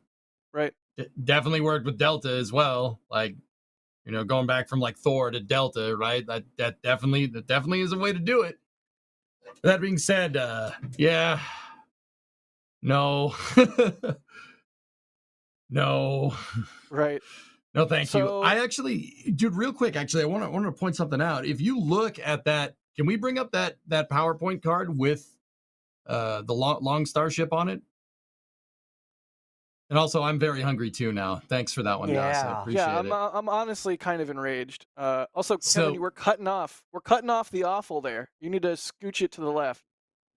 Yeah, we gotta. No, he's doing the right thing of cutting it off, so we don't have to look at it. Okay, that's a little bit better. Is there a way you can just We gotta like zoom in on that thing a little bit because it's very interesting with those designs. If you look at like Starship 2 and Starship 3, you can zoom in like reasonably well. Like if you look at what looks to be like an autogenous pressurization line on those renders, the payload bay on Starship 2 and Starship 3 is the same size. It seems like 2 and 3 just have bigger fuel tanks. Interestingly enough, you would think like, oh, longer Starship, longer payload bay. Nope. No. Payload bay size doesn't seem to have changed. But and once again, that just could be the render. It could be. But if you zoom in, you look real close, you can see that the AP lines are going basically to the same point that they are on the current version of Starship. Right? See? Yeah. No. Wait. Yep. See it? Yeah. I mean, I don't put See 'em over that there? much stock into the details of these renders because it who knows if the Also, person doing the the hot render staging actually... ring on 2 and 3 looks more Soyuz derived than what they have right now, It's and the beautiful. grid fins are in a weird spot yeah. too. I'm skeptical the hot stage ring will ever be able to actually look like that, but if it does, I'm 100% here for it because it's beautiful. Yeah. You can see some changes to the grid fins, changes to the hot stage ring, deleting of the engine heat shielding. Kevin, if you go down to the engines there. Yeah, because in that meeting, Elon said that Raptor 3 has the cooling channels for a lot of components.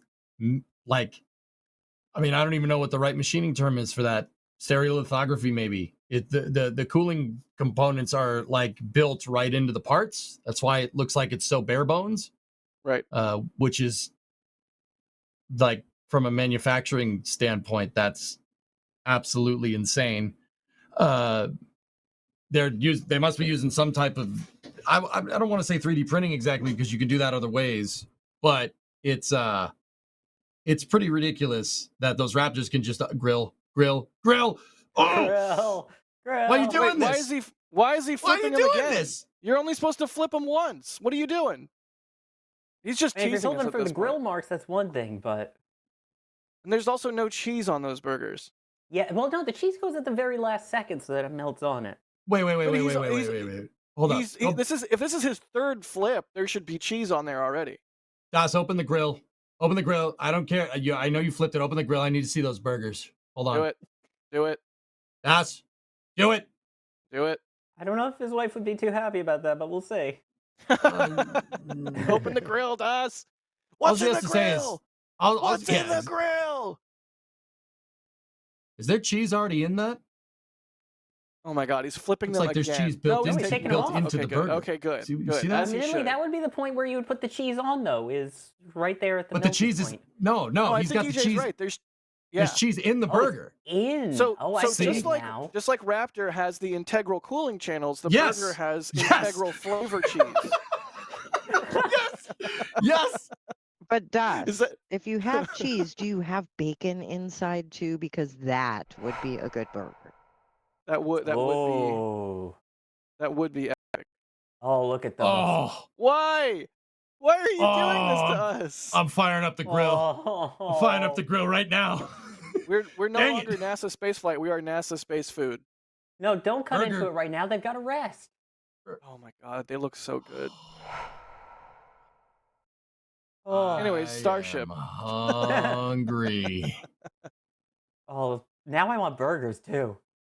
Yeah, Oh. I'm definitely gonna get a hamburger tonight. Nam in may chat have to- says full flow cheeseburger. I don't know if any places will still deliver to me at that hour, but You're in Florida. Something's always open. You eat those burgers, you have full flow staged digestion. Yep. now we're getting Staged. a little too far off track. D Mars, Uh, thank you for gifting 5 Red Team memberships. And Roseanne DeVasto, thank you for the support. They say it was bound to happen, but I'm disappointed that Elon's SpaceX announcements are only promote his other ventures. I didn't really get the vibe that he was promoting other ventures in that announcement. I just wish they had media there for the Q&A that they cut out of the video. But I'm a member of the media, so I'm biased. So Well, I mean, yeah, they used to do that a lot more, and now we're seeing walls being built and stuff as well. It's a little annoying, but heck, they're still a lot more open than certain other companies that I won't name. absolutely.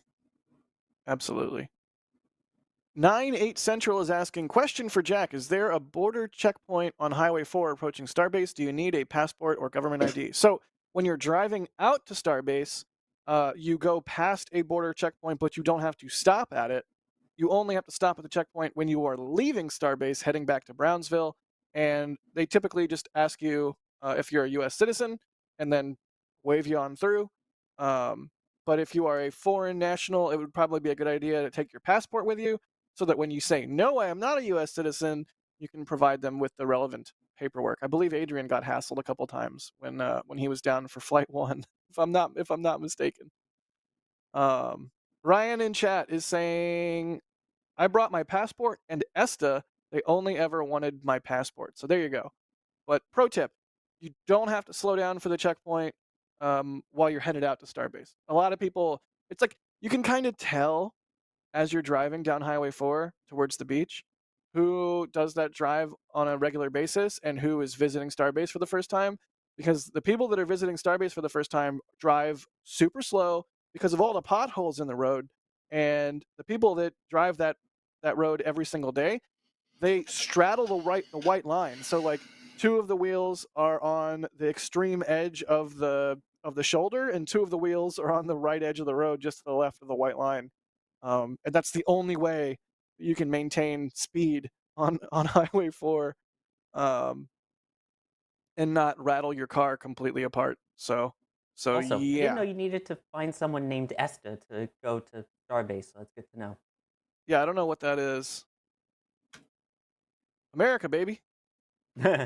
But I will say, though, there's a great video that might be able to help you out in terms of if you wanted to go visit Starbase, knowing exactly what you need to bring and passport-wise where you can and can't go.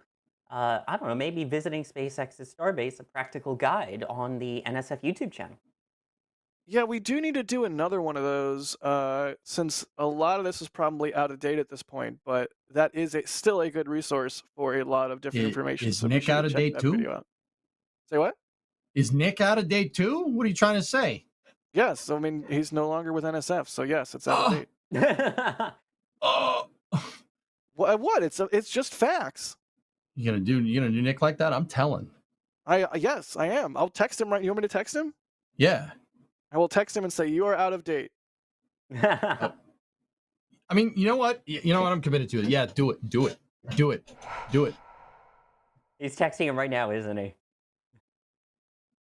Hey. Don't forget, there's also a Hey, video this is if a you were professional to show. say- What are you I don't doing?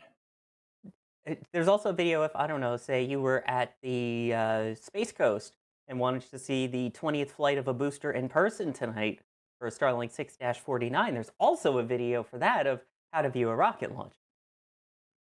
I can't. I gotta do it backwards. I can't. Hang on. I'll hit send. Aha! Sent. There. Oh, you're out of date. you can't put I'm doing the bit for NSF live in it. Yeah, come on. Nobody Dude. said that. Nobody said I couldn't do that. You have to put that in ruins writing it. before. That wasn't in my contract. It still ruins it. Come on. No, it's Cool, funnier if you well- just text him you're out of date cold turkey. That's hilarious. He'll be like, all right. Right. Wait, what? Where'd this You come from? Yeah, you're spoiling the surprise. Well, I'm sorry. For shame. Well, we are ticking down the clock towards Starlink, so I think we're gonna switch out. He responded and said, "Haha, what's up?" Oh. See, it would have been funnier if he would have just went, what? Haha, what? Hey, also, real quick. I know I was down for the count for this point, but yeah, horizontal landing. Oh man.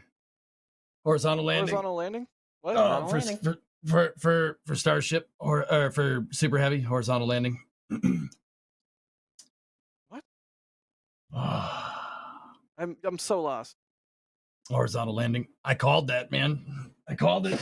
I gave you the credit. I gave you the credit. I know. I'm taking the credit right now. I'm taking the credit. Oh God, it feels good. All right, I'm done.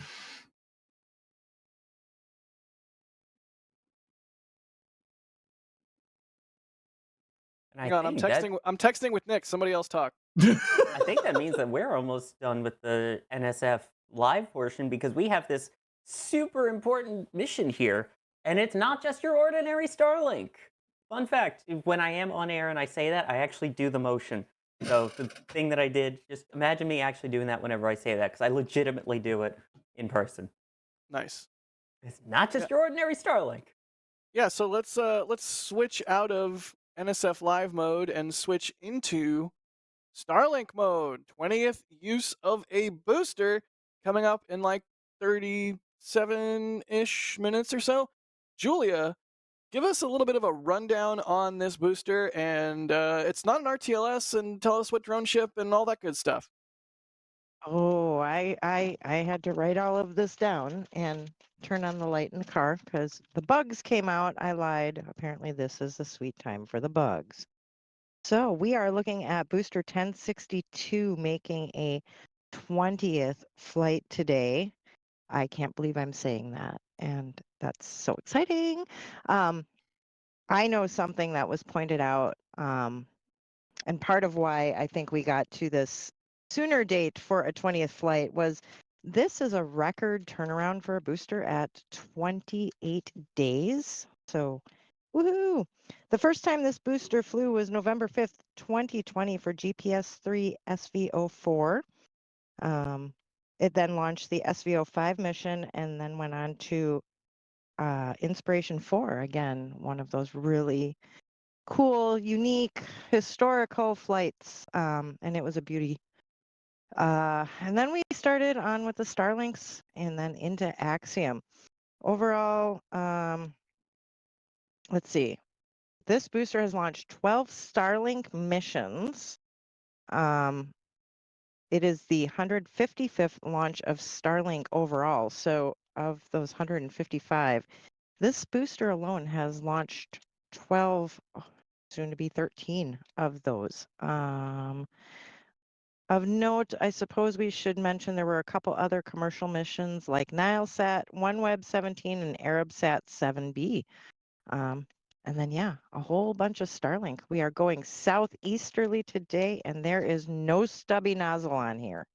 Woo! Stubby nozzle bad. Concur. Oh wait, sorry. We're supposed to be in launch mode, not NSF live mode. Yes, Julia, that's quite interesting. I do agree that stubby nozzle bad. Yeah, indubitably. Well, I mean, we can talk the benefit of the stubby nozzle versus the long nozzle. I mean, with the stubby nozzle, you are conserving more of the precious alloys for the engine. So Right. using the smaller nozzle is warranted during missions that need less performance.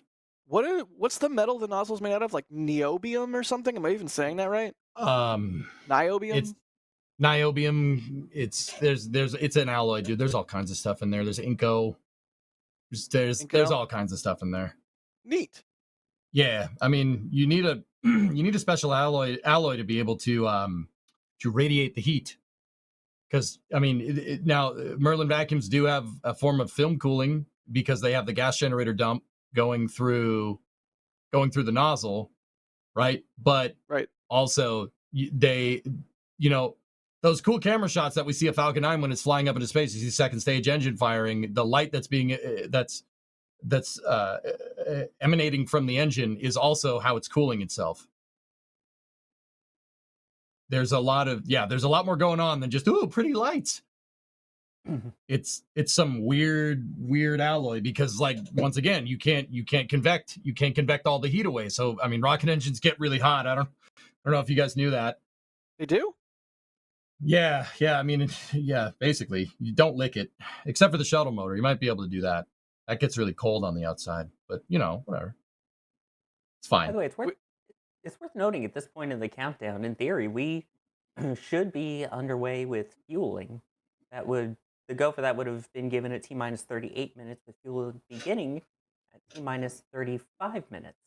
So is there any condensation is there any condensation coming from the base of the rocket there, or is it obscured by trees? I can't really tell. Jury's out. Who is operating the camera for us tonight? Is that Max or D? It is D. Excellent. Thank you, D, for being out in the field and capturing this stuff for us. Also, Julia, thank you for giving us the rundown on the situation out there. We appreciate it. Happy to do so. We have a very important burger update. Das is saying that the cheese is indeed inside the burgers, and he flipped them for style, then off cam flipped them right back. All right, I'll allow it. They were cheese infused too, man. Speaking of Drew Nar, thank you for the super chat. They say integral cheese channels. Exactly what was in those burgers. And ground umbilical carrier plate. I'm waiting for Sawyer to shiver. The ground umbilical carrier plate says decimate to reduce by 10%. What about the other 90% of the ninjas? Oh, they're talking about Ninja Decimator. Ninja Decimator. No, that's a question for Ninja Decimator. Anyways, about 31 minutes to go for this historic. I know that word gets thrown around a lot, but first 20th use of a booster, I think, can qualify. Would you guys agree? Yeah, I agree completely. For this historic, I 100% agree. Launch of a booster for the 20th we all just time. agree on something? How fantastic is that? And Julia, go ahead, Sawyer. No, you go ahead. Julia, you were saying if all goes well, this one might fly for a 21st time. What's the background there? Well, okay. Let's talk a little bit about a booster named 1058, which we all thought it did have a successful landing, y'all. So that does count toward the successful landing count. It unfortunately did not make it back to Port Canaveral due to some not so nice offshore weather, not too far from port to be exact. So we all thought that was going to be the historic 20th booster and it was going to maybe fly for a 21st time or maybe be preserved. But guess what? Elon crushed us all and said, well, no, actually, that was going to be expended on its next flight. So we would have, yeah. Needless to say, yay, SpaceX. They had 1058 to do some looking into the wear and tear that happens to a launch vehicle and its engines after 19 flights. And that brings us to 1062. Guess what? It's going to land on a shortfall of gravitas tonight because we are continuing this always hopeful, always positive live stream, and we're going to be landing 615 kilometers downrange to the southeast. Doug is out there in fairing recovery mode at 681 kilometers downrange. And this will be the 65th landing on a shortfall of gravitas. Nice. 65 landings on just one drone ship. It's just. And it's the newest drone ship. That's absolutely bonkers. That is kabonk bonk. I 100% agree. Is it 98 bananas Central is saying, so didn't Delta 4 Heavy second stage have a stubby nozzle but deployed an extender? Yeah, extending nozzle much different than stubby nozzle. Extended nozzle great, stubby nozzle bad. And Michael Sharon is saying niobium is an element, not an alloy. Maybe it's a niobium alloy such as Ni3SN, which is a superconductor. Surprised it is niobium and not titanium. Neat. It's not just one metal. It is a bunch of it. It's an alloy. There's no way it's just one thing. Yeah. So how many Starlinks are launching on this puppy? 23 as usual. This should be the usual 23 Starlink satellites, and the fact that it's still the 6- means that we'll see it flying to the southeast, going into basically the kind of traditional shell and inclination and trajectory that we've been used to seeing for Starlink for quite a while. Hopefully that will change very soon once we start seeing the Starlink 8- missions begin. Those are the ones where we'll finally start to get to see those landings basically right in the middle of the Bahamas as well. So it's going to be exciting, but for now, this is the mission portion itself is essentially your typical Starlink. Good deal. Well, just about 28 minutes to go. It seems like the weather is doing fine. Seems like everything's ticking along. I'm not seeing any condensation from the booster. I kind of would have expected this. I kind of would have expected to see that by now. And that is because, according to SpaceX's website, they are now targeting 9:40 p.m. What? Just updated, yes. And Jack, welcome to the. This is actually still a normal Starlink mission here on the Space Coast, and we scooch to the right a little bit. But let's just be thankful that it is still actually a decent hour, and this window does not extend until 3 in the morning. I believe it ends at like 10:54-ish. So, everybody's not stuck with us too much longer. It'll launch, don't worry. No, I believe this goes till a little after midnight. Oh, no. Let me double check here. According to Alex's information, the last T0 is at 12:48 a.m. Oh, Alex was right about something. Okay. That's a yikes on the uh-oh-ometer there. Well, you know what? That's okay, because we are here together, and we're all still hungry. You were saying about that positivity. I want a hamburger so bad right now. It's okay, though. It's a beautiful night here. And, if I really needed to, I can just walk one park over and be at a McDonald's. Just saying. Whoa! You also have wait. other What about delicious restaurants around you too, but I'm sure they're. what about dogs? I'm not Gotta go to eating Dogs. Dogs R Us tonight. No. Oh, That's the one Why? across the street from me. His dogs are Right. Oh, I mean, Not that place LA and is the best. Seco, none of those. No, no. That's okay though. God, what I wouldn't give for a Leoncito enchilada right now. Oh, so good. Oh, Uh, I could go for some chips and yeah. queso right now. That would be Yeah. delicious. Oh, yeah. I would also. Why are we talking about food? I'm so hungry. And you would know all these Because the places, launch again, was in the delayed. How to Fuel launch video. hmm Yeah, thanks, Mhm. Sawyer. We did have a video, and we do shout out all the delicious food places to eat. So for Ryan folks is very who are excited. He's been to hoping that to catch a McDonald's. launch on the Space Coast and they are nearby, if you need some way to know a great spot to watch a launch, NSF has a video for that as well. How to watch a launch on the Space Coast. Maybe you'll find me. I'm at Rotary Riverfront Park tonight, but as I said, there's other parks nearby me, and honestly, none of them have a bad view. Just come to US One, y'all.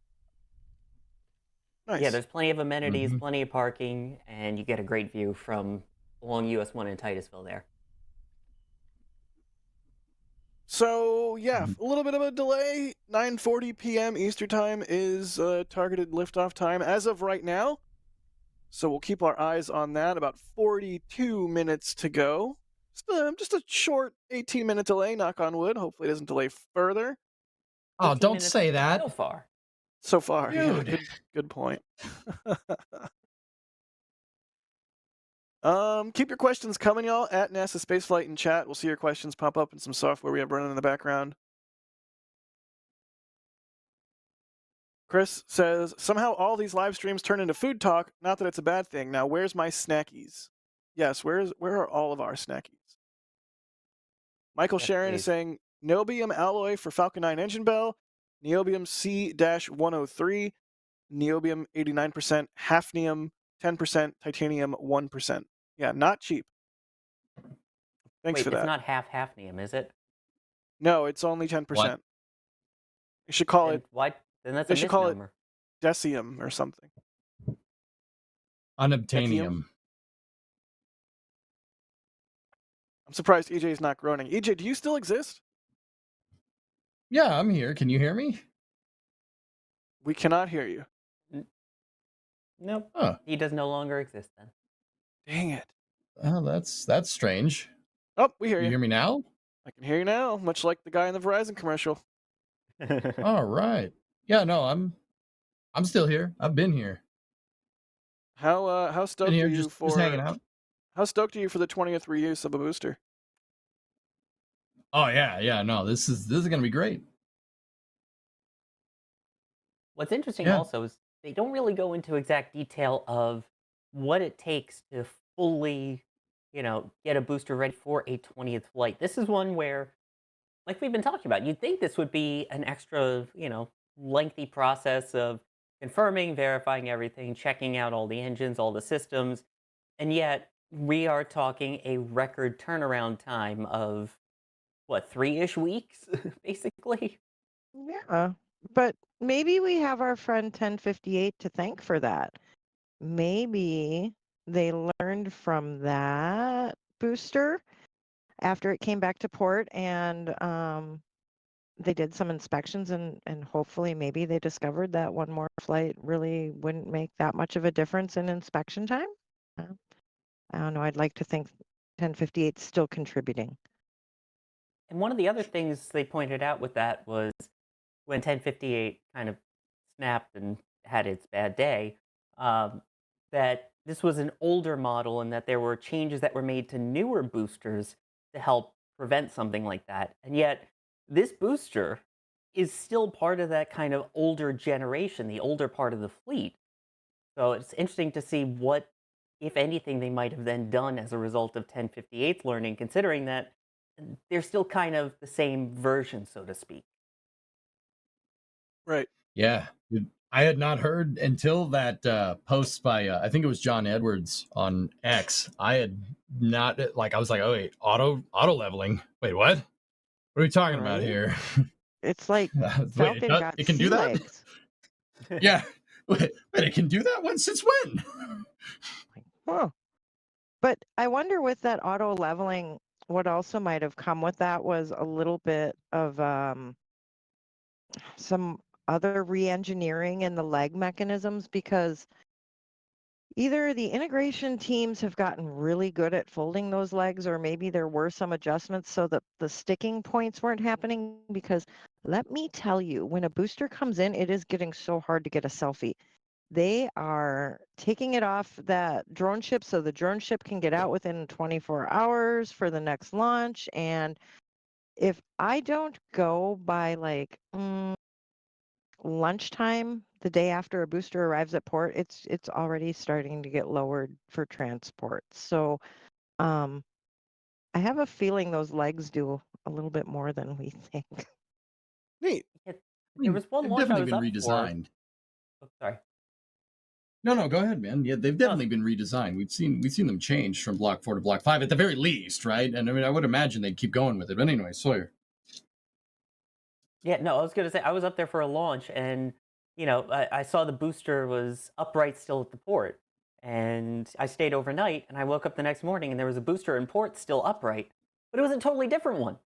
It's literally one sleep, and Jeez. there's a totally different booster in port. I mean, the way that they're doing it is absolutely unbelievable with the pace. Mm-hmm. Julia, you know what we should do? What's that, Jack? We should get a Julia cardboard cutout and put it in front Just of Fleet Cam, yeah. and we can just put like a little green card that you're holding, and then we'll just chroma in the whatever booster it is for the mandatory booster selfies. That way you will never miss one. I have done one selfie with our live stream from port in the past because the weather was yucky. I was pretty sure I wasn't going to make it. Now, admittedly, this was well over a year ago, probably almost 2 years ago. And I did. I cheated. I was on my lunch break in my car and my work parking lot at Walmart. And yep, I took a selfie with NSF up. It counts, right? It counts, absolutely. Cool. 100%. Hey, I'll allow it. Julia, maybe you can clue us in, or D, perhaps. Do I see frost on that booster? It sure looks like it. Yes. Are we seeing some frost? Seeing some frost right there? I think we're seeing some frost right there. Why are our voices getting Are higher? you working on the novel? You Sorry. sure? Because there was a white ring at the bottom of the rocket to begin with. Alex is saying Yeah, it's the that soot looks lines. like soot markings. I mean, admittedly, I'm not looking at it through my camera because my camera has wide angle lenses today, but that looks like it's one of the weld lines that they may have inspected. Yeah, I got you. Yeah, that's one of the usual lines. It's been there. Just Dang getting it. my hopes up here. Sorry.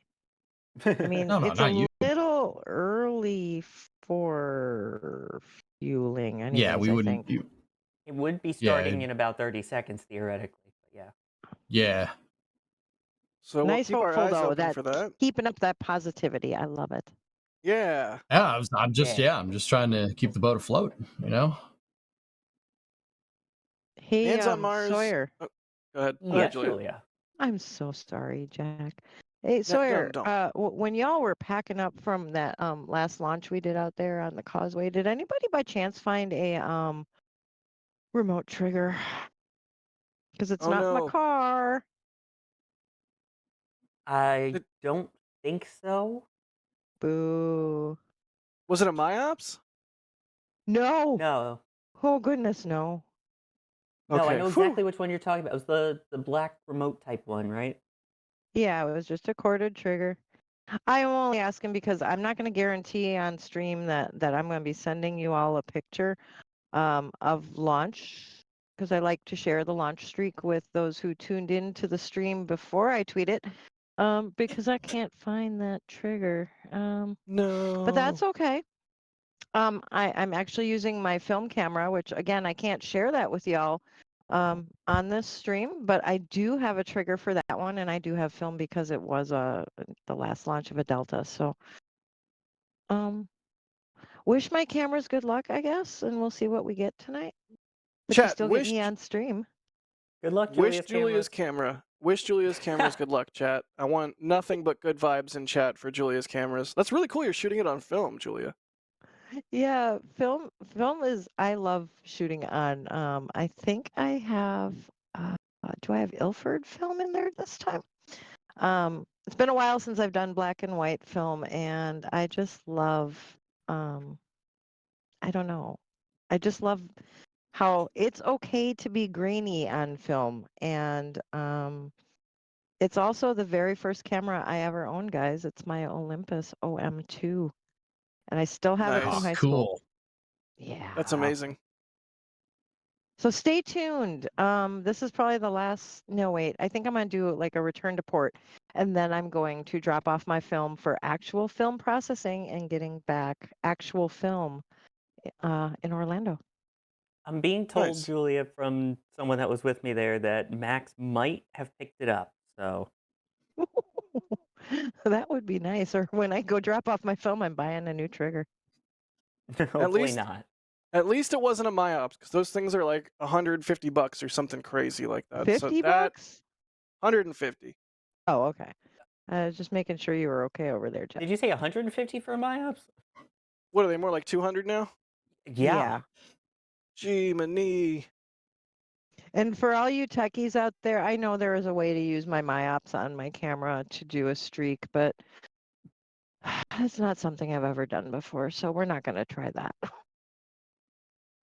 No worries. I'd rather be flying an X-Wing, so thank you for the super chat. They say, while we wait, future business plan for you. Imagine a few NSF tour boats giving guided tours for offshore Starship launches. I'd pay good money to have Jack Sawyer Das blather at me about rockets. You Well, know, not a bad. Jack, What's up? you know who you could team up with? Uh-huh. Starfleet Who? Tours. That would be pretty cool. Yeah, then you could do what I do here on Cape sometimes. We go out for sunset tours. You get to see what you can see along the coast and have somebody actually point out what pads and historical monuments you can see. But you can do that down there, I bet you, when Starfleet's having, maybe a sunset viewing of Starship. And they've done that. They've been there for launches for Starship. Mm-hmm. Nice. Good call. Why does the Man's on idea of Jack on a Mars. boat make me laugh? What? I don't Whoa, understand that one. What makes you laugh? Why does the idea of Jack on a boat make me laugh?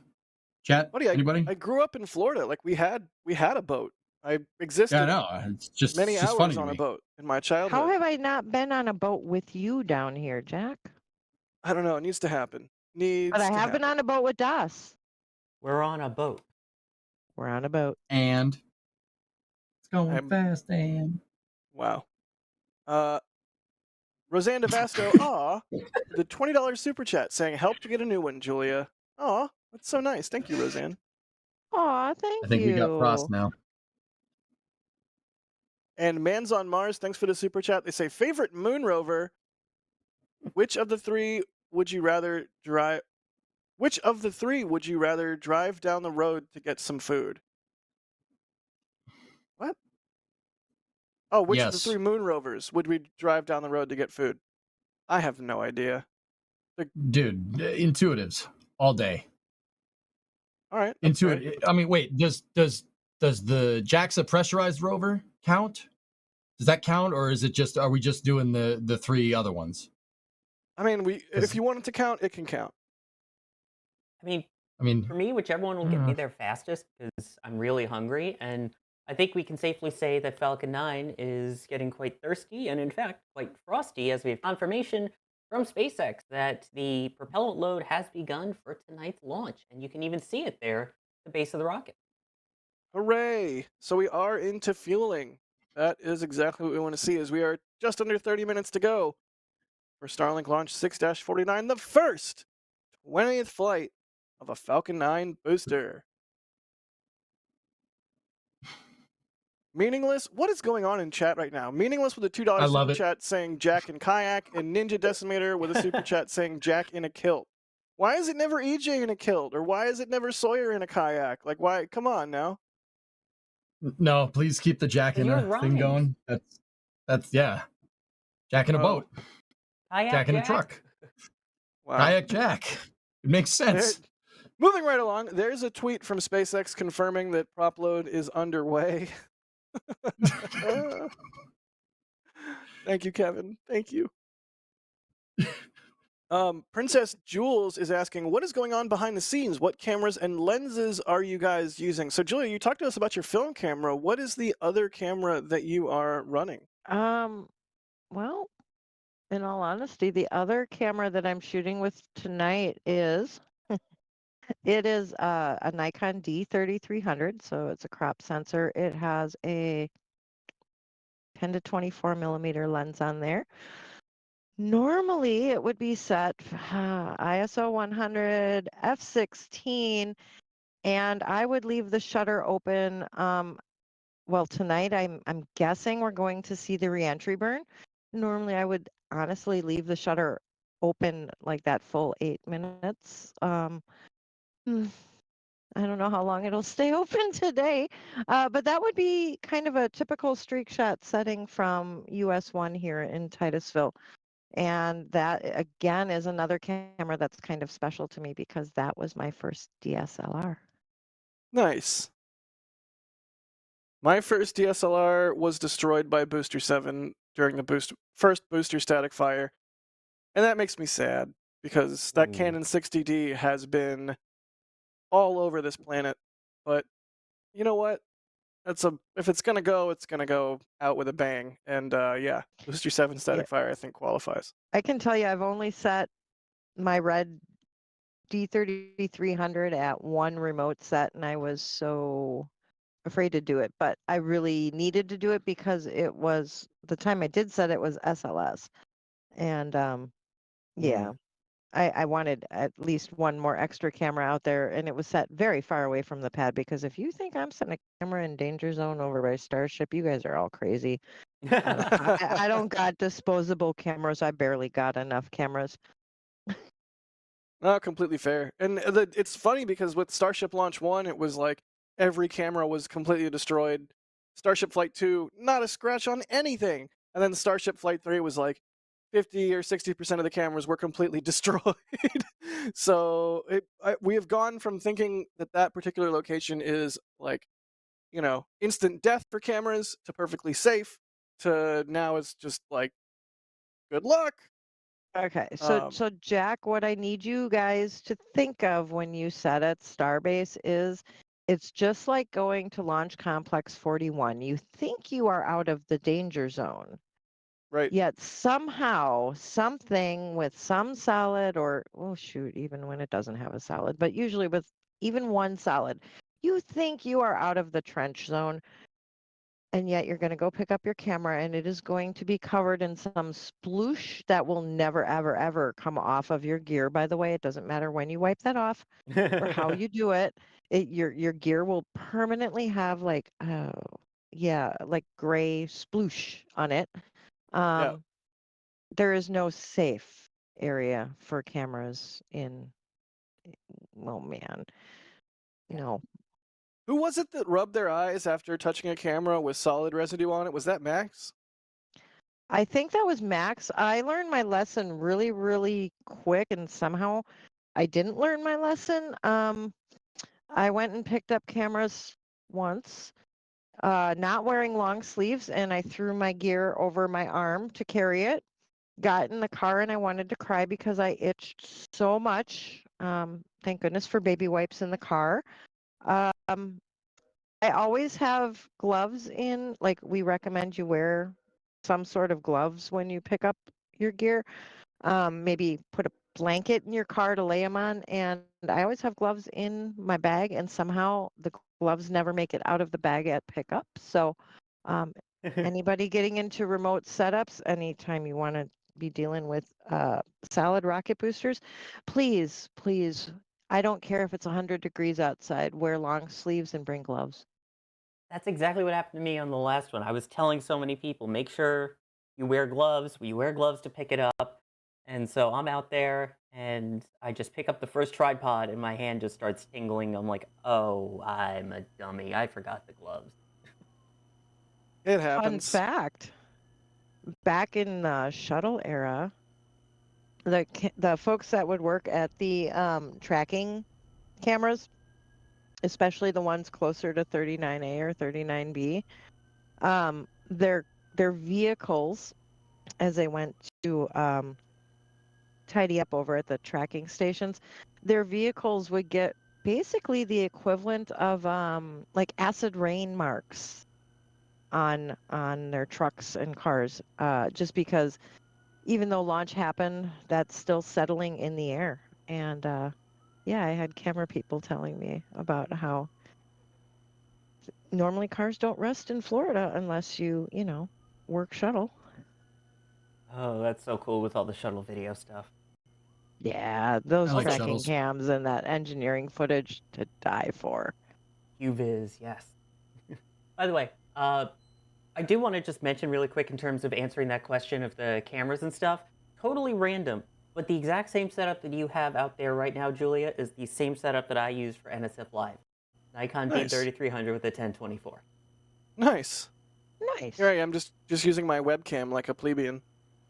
Yeah, I would be a But- webcam person. You're fancy, Sawyer. I want to look good. What can I say? I got a lot. You got ugly to work with, so I got to make something look good. Nah, it's the only way you could translate the amount of Riz you have fully on screen is by having a proper camera. You Did say you for say the single Riz? man, thank you. But I appreciate it. But anyway, speaking of shuttle, this is actually happening on quite an historic day as well. It is worth mentioning that April 12th has two significant spaceflight occurrences that occurred. Well, April 12th, 1961 was the first time a human flew into space, and that was Yuri Gagarin from the Soviet Union. And the train obviously concurring with that. And also, April 12th, 1981, John Young and Bob Crippen launched aboard the Space Shuttle Columbia on STS-1, the first ever launch of the Space Shuttle program, the first of 135. So, we had that, and now we are approaching the 20th flight of a booster here for SpaceX as we come very close to the best bet. Excellent. And to wrap up answering the question, D is using, for the live cams, a BGH1 with a 150 to 600 and a 2x teleconverter. And the wider shot that we're looking at right now is a Zcam E2M4 with a 400mm f2.8. Thank you for that, D. And good question from Princess Jules. All right, I guess I have to hit these before the 20-minute vent. Austin Skirvin, thanks for the $5 tip. They say Jack in a kayak and a kilt, and they did it again. Master Toymaker, thank you for the super chat. They say Jack in a box. Meaningless says Jack in a kilt on a kayak. Kyle is asking if we're able to insure our cameras, and thank you for that super chat. Yeah, we are able to insure them, although I have not yet tested making a claim on a camera that has been destroyed by a rocket. I feel like they might be like, well, you put it next to a rocket, dummy. You get nothing. I don't know. We'll see. Lee Robertson, thanks for becoming a Pad Rat member. Ninja Decimator, pew pew pew, thank you for the super chat. They say Jack and Coke. Matthew Scott McMillan with a $100 super chat. Holy cow. They say, Jack, instead of a kilt, have you thought about wearing a lederhosen? I can honestly say that no, I have not. But holy cow, thank you for that extremely generous super chat. That is absolutely outstanding. And here's your reward for being so kind to us is we get the views of the T-minus 20-minute event happening right now. So that is a good indication here in terms of the progression of fueling up the vehicle, as that typically indicates that the RP1, the rocket propellant 1, the refined kerosene, is completed in terms of loading on the second stage. Now they will be clearing out the lines, and that will take about 4 minutes, leading up to the start of loading of liquid oxygen on the second stage at about T-minus 16 minutes. And this also gives a great indication of what the weather and the winds and things like that are like. So, Julia, how is the weather and wind and all that right now? I'm not going to lie to you. I still don't see a cloud in the sky. In fact, I see stars. So that's magnificent. I I don't see low fog, and it's just breezy, which is a normal breeze for this area because we are just offshore of the Atlantic Ocean, so we get a little ocean breeze. It's very pleasant. I wish you all could join us, you know, out here on the coast because it's a beautiful night. I thought for sure you were going to say best coast. West Coast. Roseanne Devasto, thank you for the super chat. They say we would love to know how to follow the team. We'll pay attention to our like little info cards that pop up. That usually has our socials on there. But yeah, we should come up with like a team member page or something like that. Matthew Scott McMillan gifting 50 Red Team memberships in addition to the $100 super chat a moment ago. Holy cow, Matthew! I don't even know what to say. That's such an exceptional amount of support. It always goes without saying that we can't do this without y'all's support, and the memberships are the bedrock on which NSF is built. So it's just we love what we do, and you're enabling us to do what we do, and you're being cool to 50 people by giving them a Red Team membership. So if you got a gift membership from Matthew, be sure to thank them. And if you can't support us monetarily, that's completely fine. We love you just the same. Everybody, especially people like Matthew, are picking up the slack. So no worries. We just appreciate that people are excited about spaceflight, and we get to hang out and do this. Kyle Grassmid, thank you. Oh my God, $100 super chat. What the heck, Kyle? Wow. Thank you so much. They say camera replacement fund. Thank you. That is absolutely outstanding. $100 is so much money. Like, how do I even convey adequate thanks? Thank you. Yeah, that's what you usually do. Yeah, thank you. Right. Oh, EJ's still here. Seriously, Hi, EJ. Yeah. Hey, I wasn't taking, near the Europa Clipper. Anyway, moving on. Yeah, we got some venting going on. I'm still here. And that's beautiful. Sweet. Hardly any breeze venting that you guys are seeing today. I love it when it hangs in the air like that. Shannon Stevens also gifting 5 Red Team memberships. Thank you, Shannon. Julia Anonymous is asking, do Starlink missions have the same amount of spectators compared to other SpaceX launches? Well, it depends. We just got done with kind of the spring break time of the year because of Cocoa Beach. I would say, oh boy, that's really a tough question because it's hard to say. See, locals don't come out until about 10 minutes to launch. Are there as many cars lined up here as there were for Delta? No. If it's a Friday night and it's a Starlink, honestly, that's kind of like Friday Night Lights football around here. We just do it with launches, and there are more people lined up. It is, wait, it is Friday. Wow.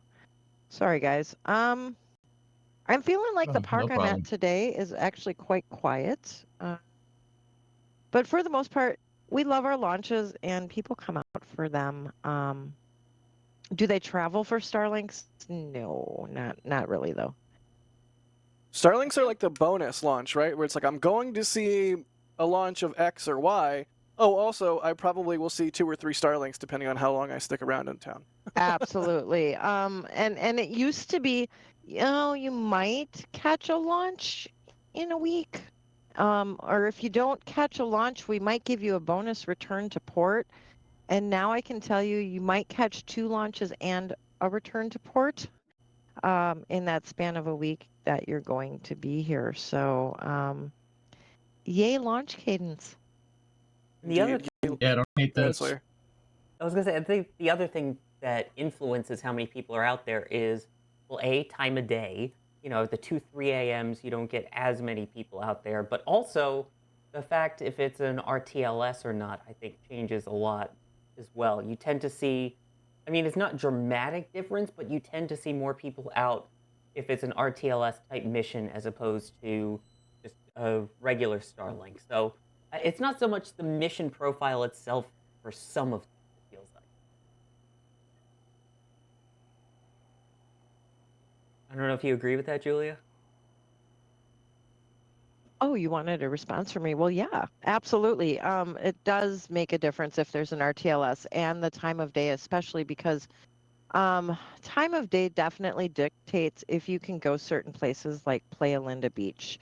I always recommend if something is launching from 40, 41, or 39 and Playa Linda Beach is an option, always pick that option because it's a gorgeous view of launch. So yeah, that definitely makes a difference. Or if it's a Falcon Heavy, right? And we don't see those as often, even though we went through a streak of them earlier this year. As a general rule, those aren't common. So yeah. And if it's kind of the first time of something like something that'll make a difference coming up soon would be Starliner with crew. And that will impact the flow of visitors to the area. I'm learning in our back channel that we are working on a special thing. I don't want to spoil it in case it doesn't work, but there is a special thing that we will talk about at such time that I am told that we can talk about it. But yeah. Stay tuned for 12 minutes and 30 seconds ish, and perhaps there will be something really cool. If it comes through, it will be great. I know we've been working it throughout the day to try and make it happen, so we shall see. Matt Hicks, thanks for the super chat. They say, introduction for my girlfriend to NSF. Matt, thank you for the super chat. Matt's girlfriend, hey, if you can put up with us, then you should be smooth sailing for your entire relationship. And Matt, if she does put up with you watching us, then hey, you found a keeper. Matt, my apologies to your girlfriend, and welcome. Thank you for joining our stream.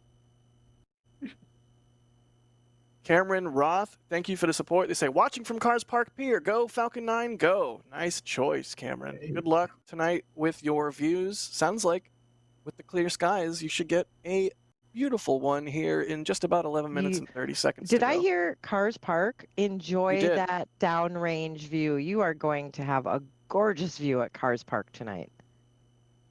Nice. Indeed. Matrix is asking, do we think this booster will fly a 21st time, or will it be retired after this flight? We talked about this a little bit, but Julia, why don't you take us through it again? I absolutely think it's going to go for a 21st flight. I mean, why not? I think SpaceX is aiming to go at least 50 flights. So there's got to be a booster that does it, and I'm betting this is the one. Fantastic. 98 Central is asking, why does the Strongback tilt back at a different angle at Vandenberg than at the Space Coast? Ooh, Jack, pick me. EJ, go. It's because the one at Vandenberg's an older design. The older versions of Falcon 9, starting with 1.1, had the Strongback move back to 77 degrees, so it gets out of the way because of the stuff that comes out of the bottom of the rocket when it launches. That can damage things. Now, over time, SpaceX moved to what's called, at Pad 40 and Pad 39A, they switched to a throwback style, which swings the Strongback away really, really quick when the vehicle takes off to get it away from the hot stuff that comes out of the bottom. It damages things. So, yeah, 39A and 40 have that throwback transporter erector, and Vandenberg still has an old school style one. That is actually one of SpaceX's oldest pieces of hardware. To my knowledge, that thing is from like 2013. Really, really old. They've redone the reaction frame at Vandenberg, but the transporter erector is still the one that's been there for a really long time. That was the first SpaceX pad to launch a Falcon 9 1.1, if I'm remembering correctly. It's that's pretty cool. But yeah, 40 and 39A have since been redone for various reasons. 39A because SpaceX got the lease for the pad, and 40 because, well, we'll just say the pad needed to be updated, and we'll call it there. But these ones only retract to 89 degrees because they throw out of the way when the vehicle launches. Here's another one for you, EJ. Oh, feed me. Soul24 Alt is asking, what features of the Merlin engines make them able to be reused so many times? Um, well, first, it's the type of fuel injector on or fuel injector plate. Well, it's not really plate, but uh, one, to reuse a rocket engine, you got to get it back, and to do that, you need to throttling the engine. You got to throttle it so you can land. You don't need that thing going full blast right when you come down near the ground. So part of that is the injector plate system. I mean, I don't even know if you call it the injector plate. Well, Falcon 9's engines use a pintle injection system. Basically, where they're spraying their fuel and oxidizer delivery mechanism is a radial. It's delivered radially in the combustion chamber instead of axially, so it's shooting off to the sides instead of shooting down. It's actually a design that's derived from the LMDE from the Apollo lunar lander, the lunar module descent engine, and the throttle ability is part of the reason why they can get it back. Now, in terms of reusing it over and over again, it's most likely that Merlin, when it hit, when they engineered the motor, they set very conservative thrust ratings for it so they could stretch it out over time. So, I mean, rocket science is a little more precise than what I'm about to say. You do a theoretical maximum here of, like, say, I don't know, 150% of rated performance. Say the rocket engine can make 1,500 kilonewtons of thrust. Okay, you would rate that at 1,000. That way, it's never going to break. It's never going to break. It's never going to exceed its load cycle. So the engines are a little bit over engineered, but I mean, I would still say that the first thing to reuse is getting your engines back, and you need to be able to deep throttle the engine so you can land the thing. Makes sense. Super important. But yeah, they're all over engineered. That's the short answer. Ed Fernandez, thanks for becoming a PadRat member. Richard Cochran, thank you for the 20 quid. They say 20 quid for 20 launches. Thank you for that. Yeah, baby. Brondo, it's got what plans crave. Thank you, Brondo, for the $100 tip. $200 tips. Wow. They say, just spent Wow. the day at Boca Chica. It was awesome. Thanks to Das and Super Steph for awesome restaurant recommendations. Ooh, did you go to Big O's? Big O's is delicious. Brondo, thank you so much. That is an insane amount of support. And it's just so appreciated. And I don't even know what to say. We love what we do. We love that we get to do this. It's the best job in the world, and y'all are the best for that much support. That's insane. I'm glad you had a good time in Boca. Julia, we got under 6 minutes to go. Should we send you off so you can do your camera thing? Sure, we can send me off so I can do the camera thing, and then I will come back and tell y'all how it went and what I saw and the crowd reaction. How about that? Excellent. Well, Godspeed, Julia. Take some good photos, and we will see you on the other side. Thanks so much, Jack. Space Kid is asking, could they launch Starlink on a Falcon Heavy? Maybe once they get the extended fairing going, that's something that we'll see happen, but I suspect by that point it'll be all Starship all the time. I don't know. What do y'all think? I I think that's mean, overkill. yeah, I was actually gonna, like, I don't mean to answer a question with a question, like, but why? Falcon 9 can do it just fine. Why are we using a Falcon Heavy to put Starlink satellites up there? More I Starlinks at mean, you could, once. I guess that would make sense. But yeah, I mean, Jack, what you said, Starship should be ready with the V2s by then. I mean, and how much more satellites are you delivering every time for integrating and building a whole Falcon Heavy stack? Maybe you could move double. Why not just launch 2 Falcon 9s? I mean, launch cadence clearly isn't an issue here. Right. Yeah, I don't Right. think Plus, it's, like it's 3 times the work, just notionally, with a Falcon Heavy versus a Falcon 9. I don't think even with the extended fairing you're going to get 3 times the satellites. Sawyer, go ahead. right, and that's the thing is the fairing size is going to be your constraint, not the mass. So, in the meantime, speaking of constraint, the claw arms that are kind of around the base of the fairings should be opening up, and the strong back should be retracting right about now. That whole 1.8 degree retract as we hit 4 minutes to launch. butter smooth segue there, Sawyer. Congratulations. Well, thank you.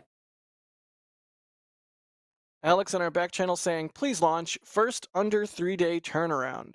Is that for, I assume that's for Slick 40? That's really neat. Please launch.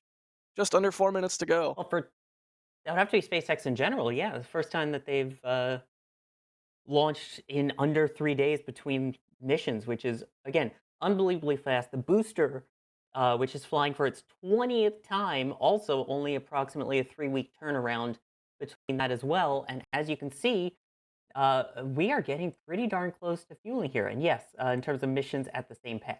So this is getting that much closer as we get ready to start wrapping up loading of the propellants, which is the RP1 and the liquid oxygen.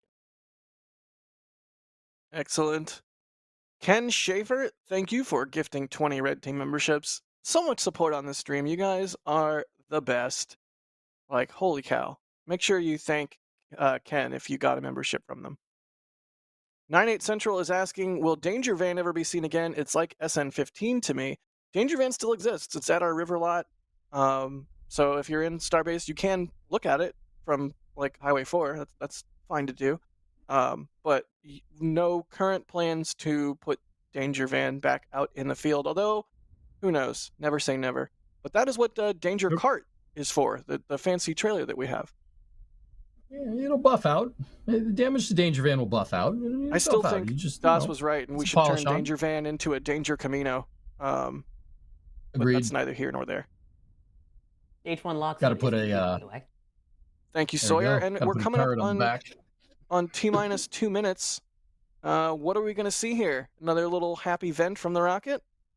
That next little event will be the indication that the liquid oxygen load on the second stage has been completed. Just like the T-minus 20-minute vent, this vent is the final purge of the lines as well. As we've talked about, just like with the retract, you don't want the super flamey stuff at the bottom that can be flammable near liquid oxygen that might be remaining inside. So it's a final clear out, and we are just getting that much closer to launch, under 2 minutes. Excellent. And so once we hit T-minus 1 minute, the vehicle's onboard computer will take control, and everything will be internal on the Falcon 9 at that point. Hopefully here in just a few seconds, we will see the 20th launch of a booster for the first time. What a milestone. There's that vent, by the way, so that is stage 2 locks load complete. Sweet.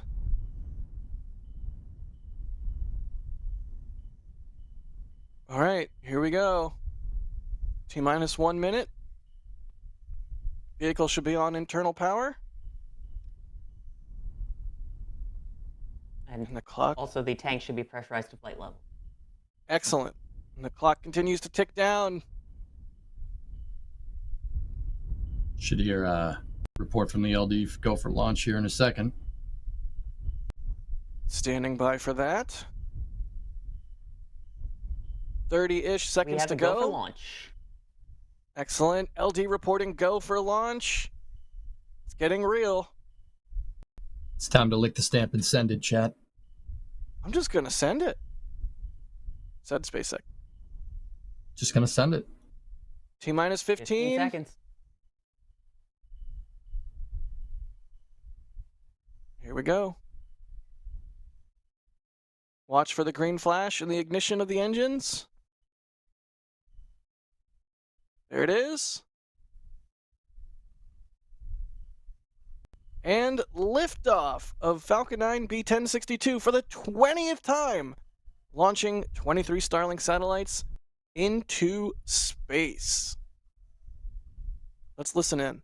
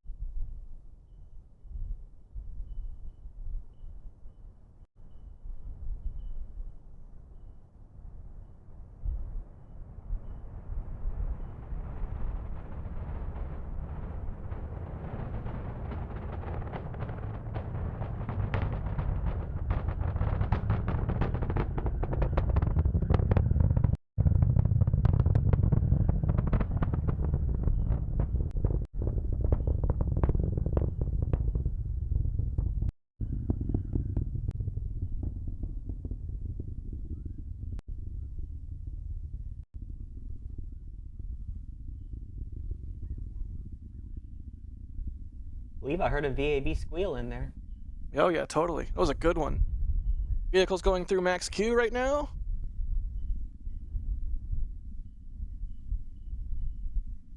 Maximum dynamic pressure on the vehicle, so this is key point for a 20th flight booster.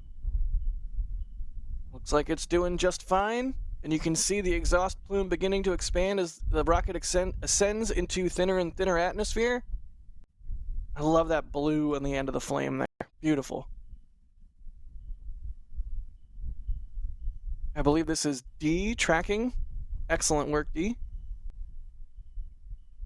We are coming up about 30 seconds away from 3 events in rapid succession, which is MECO, main engine cutoff, the 9 Merlin 1D engines shut down, followed by separation of the first and second stage, and then SES-1, which is second engine start 1, when the Merlin vacuum engine ignites. Fantastic. Like is this fireball streaking through the sky? It really is. Is this auto track right now? This is great. Or is this D?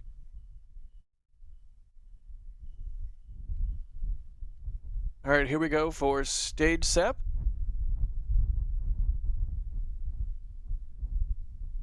That was the Cape Cam, Jack.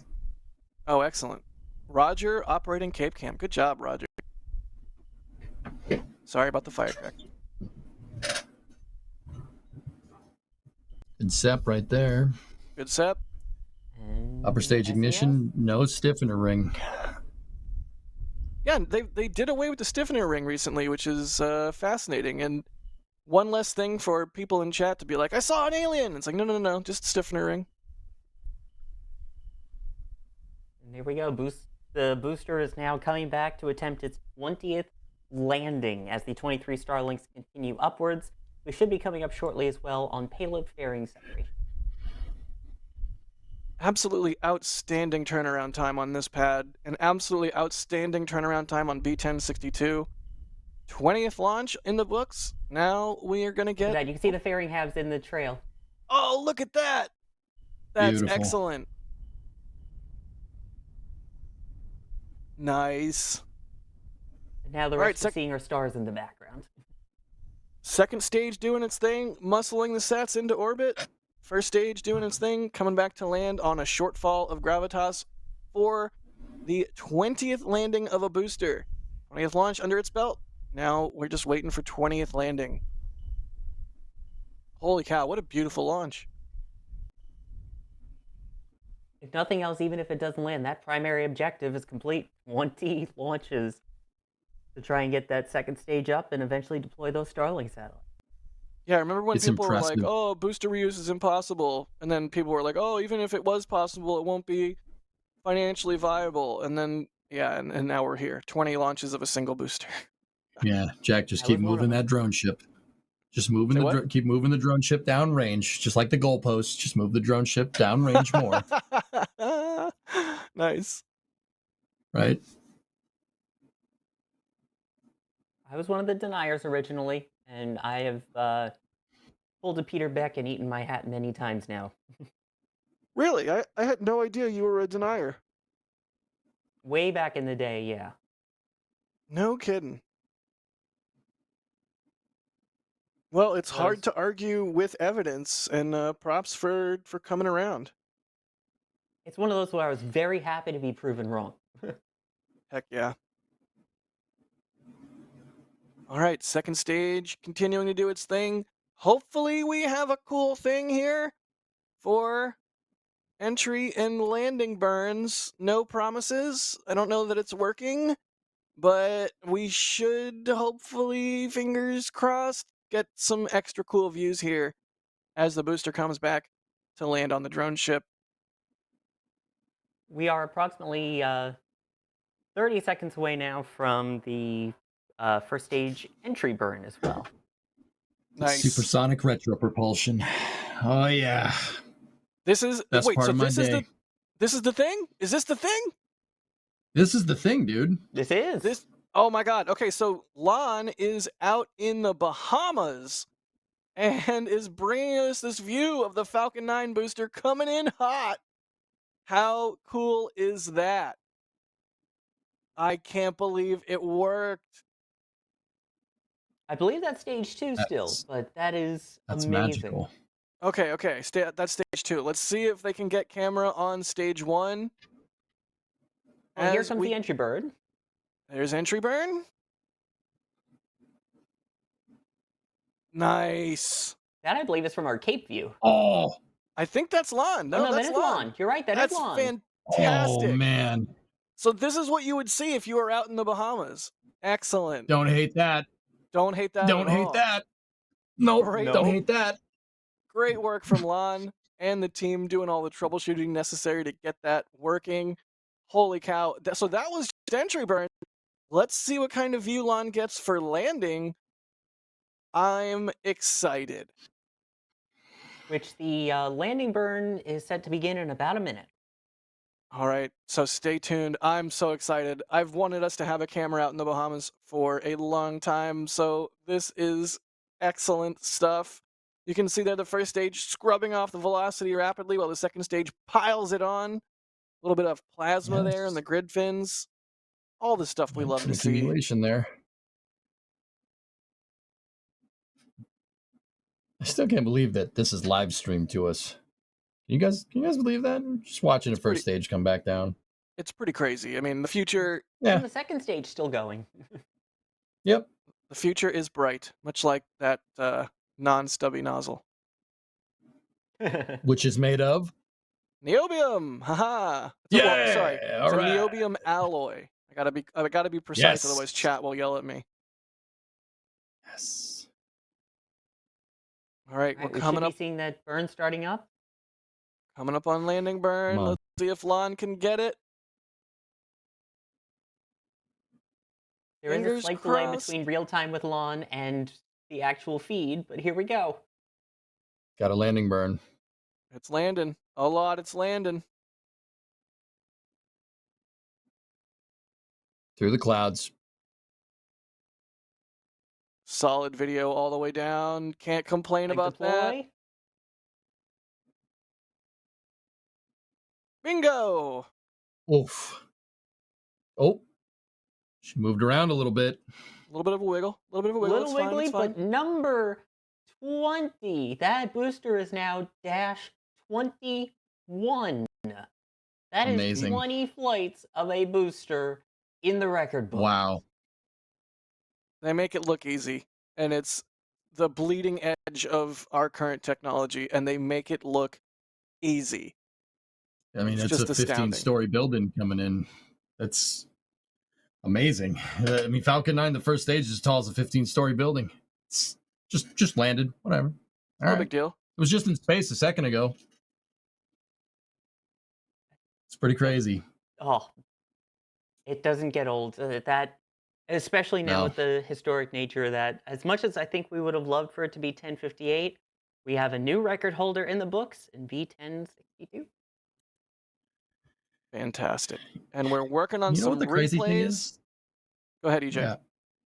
I was going to say, you know what the crazy thing is? There are 2 other boosters that are at 19 flights, if I'm remembering correctly. I mean, think you're Alex, right. double check me just to be sure. This You're It's right. not like this is some, it's not like this is some, like, oh, this one's only at 25. No, they got 2 more at 19, which is bananas. I agree. Yeah, it's absolutely wild. So it's not like this is going to be a one-off for a long time until they get, until they do it again. It's like we're going to see another 20th flight here, probably very soon, and hopefully soon after that a 25th and a 30th and so forth. I mean, that's what we all want to see. We want to see it, not completely airliner-like operations, but as close as we can get to it with our current technology and hardware. And it certainly seems like that's where SpaceX is at. I actually saw a good question in chat there. Does the drone ship account for tilting from the deck waves? Recovery conditions are a part of the launch criteria, Digger. Yeah, if the seas are too rough out there, I mean, I'm pretty sure SpaceX has some pretty conservative parameters for sea recovery conditions nowadays, especially after what happened to 1058. But yeah, it's part of the launch commit criteria. It's a good question. Sorry. No, don't be Fell sorry. down. That was a great question. Thank you, EJ. If you see any more, feel free to shout them out. I was going to say barf them out, but don't do that. Shout them out. All right, yeah. So we're working on some replays. We will get some of the different views ready to go. So stand by for that. Julia, do we have you back yet? I believe she's currently working on some images right now of her streak shot, so we will hopefully get that to you very soon, along with Excellent. Julia's commentary.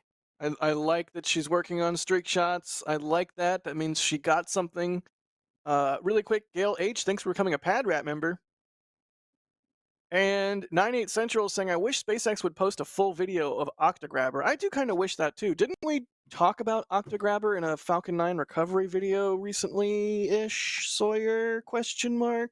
I believe we did. That's available on the NSF YouTube channel as well. Good deal. Do I get to ring the bell now? You do get to ring the bell and like and Do subscribe. I get to ring? All right. There you go. Nice. Oh, yeah. Don't ask me why Nice I work. have that.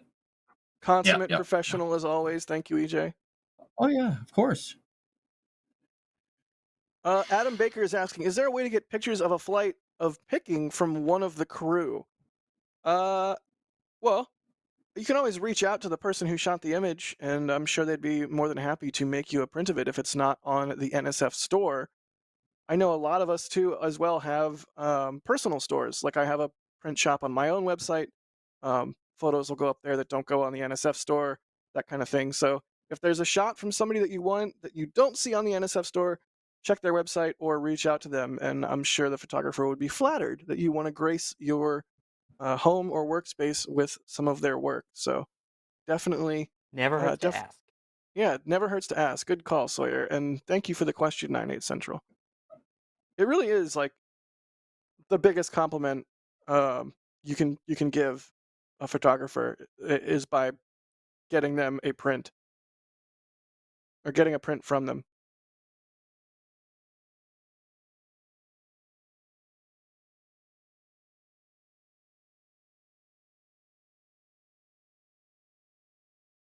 I believe we have Julia back now too. Hello, hello. Holy cow, holy cow, holy cow. Hey Jack, I'm channeling my Elaine energy right now because we just saw the 20th launch of a booster and landing, therefore making it -21 in the flow. And that was a beautiful launch, you guys. I know you guys saw it because I was watching on the stream as well as in person, and wow, that was beautiful. Although we did not, one disadvantage to clear skies is we did not hear it very loud, but we made up for that in beauty. And I actually did get a photo that I'm editing right now. I can't wait to see it.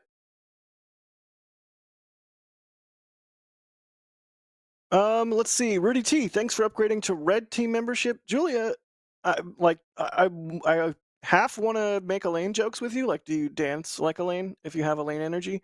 But also, I want you to focus on editing your photos because I really want to see what you shot. I know we also have a slow-mo coming in from D and also some other replays as well. So just a moment and we will get those up and running for you. Ditto 9003, thanks for the super chat. They say, can a second stage engine used again if you were to recover it? Just curious. Great broadcast as always. EJ, what do you think? If you somehow managed to catch a second stage on, like, I don't know, a bouncy castle or something, do you think they'd be able to reuse a Merlin vac, or do you think they optimize that engine differently and therefore wouldn't really be a thing? That's a super good question. I mean, are we just playing off the condition? Yeah, like, is it just gonna be able to just come down? Like, say we just magically got our second stage back, right? I mean, I don't see why not. I'm actually kind of where I don't think the turbine machinery, I don't think that would be a big deal with the turbine machinery. They test all the Merlin vacuums at McGregor and then launch them again, right? Like, well, not launch them again. They put them on the test stand and then they obviously fly into space. I'd be wondering about the nozzle, whether you'd have some type of ablation in there, but who knows? Somebody smarter than me would probably know better. It's a good question, though. Super good question. Super good question. Keep the questions coming, y'all.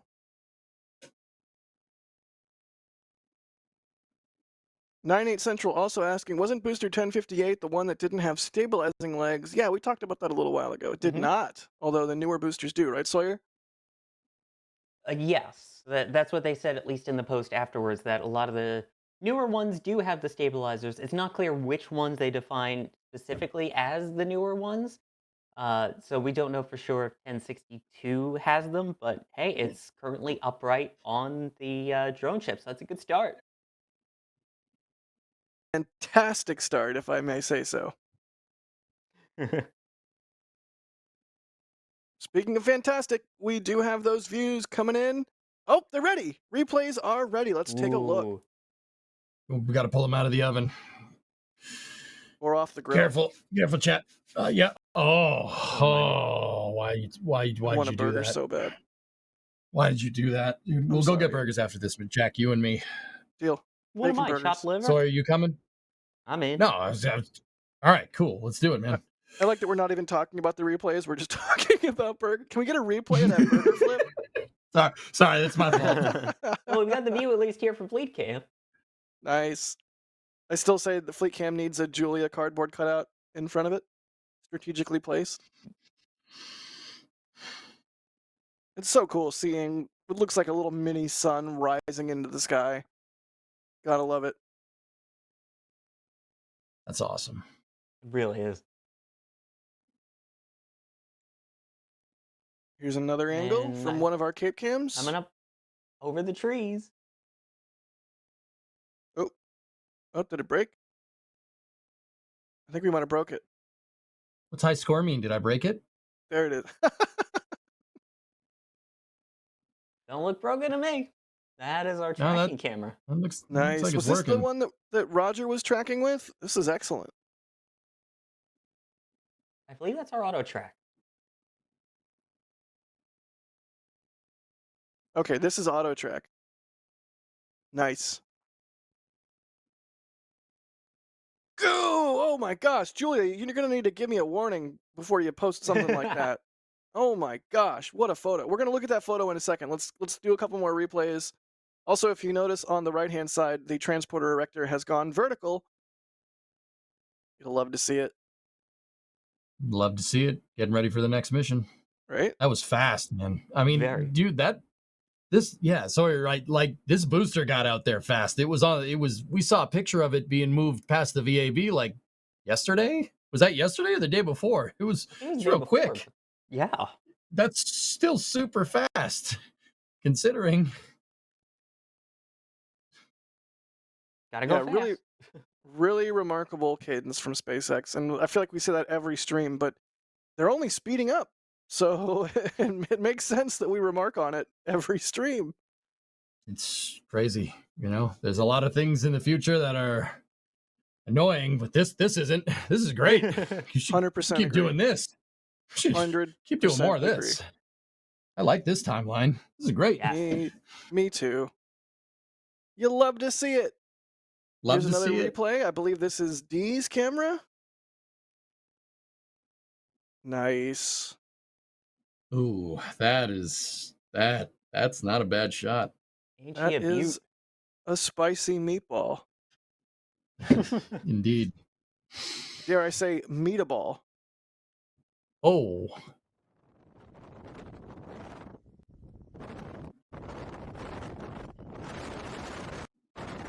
Beautiful shot of the plume there. Don't mind the data moshing going on in the right side of the screen with the live view. Thanks for pointing it out.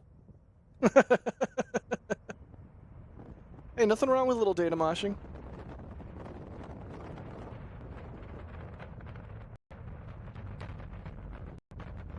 Beautiful shot. Falcon 9 launching for the 20th time, the first time.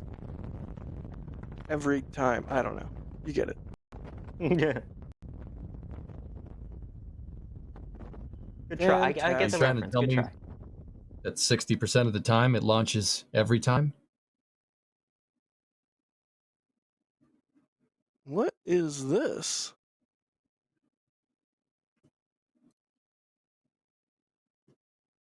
Huh. The slow-mo? No. This shot that we're watching the replay of. It's going sideways. That's Roger then. Oh, got it. That makes sense. That is Roger on Cape Cam. Yeah, give it a second and wait, and once the rocket gets a little bit higher is when we got that super cool shot. Here we go. Focus.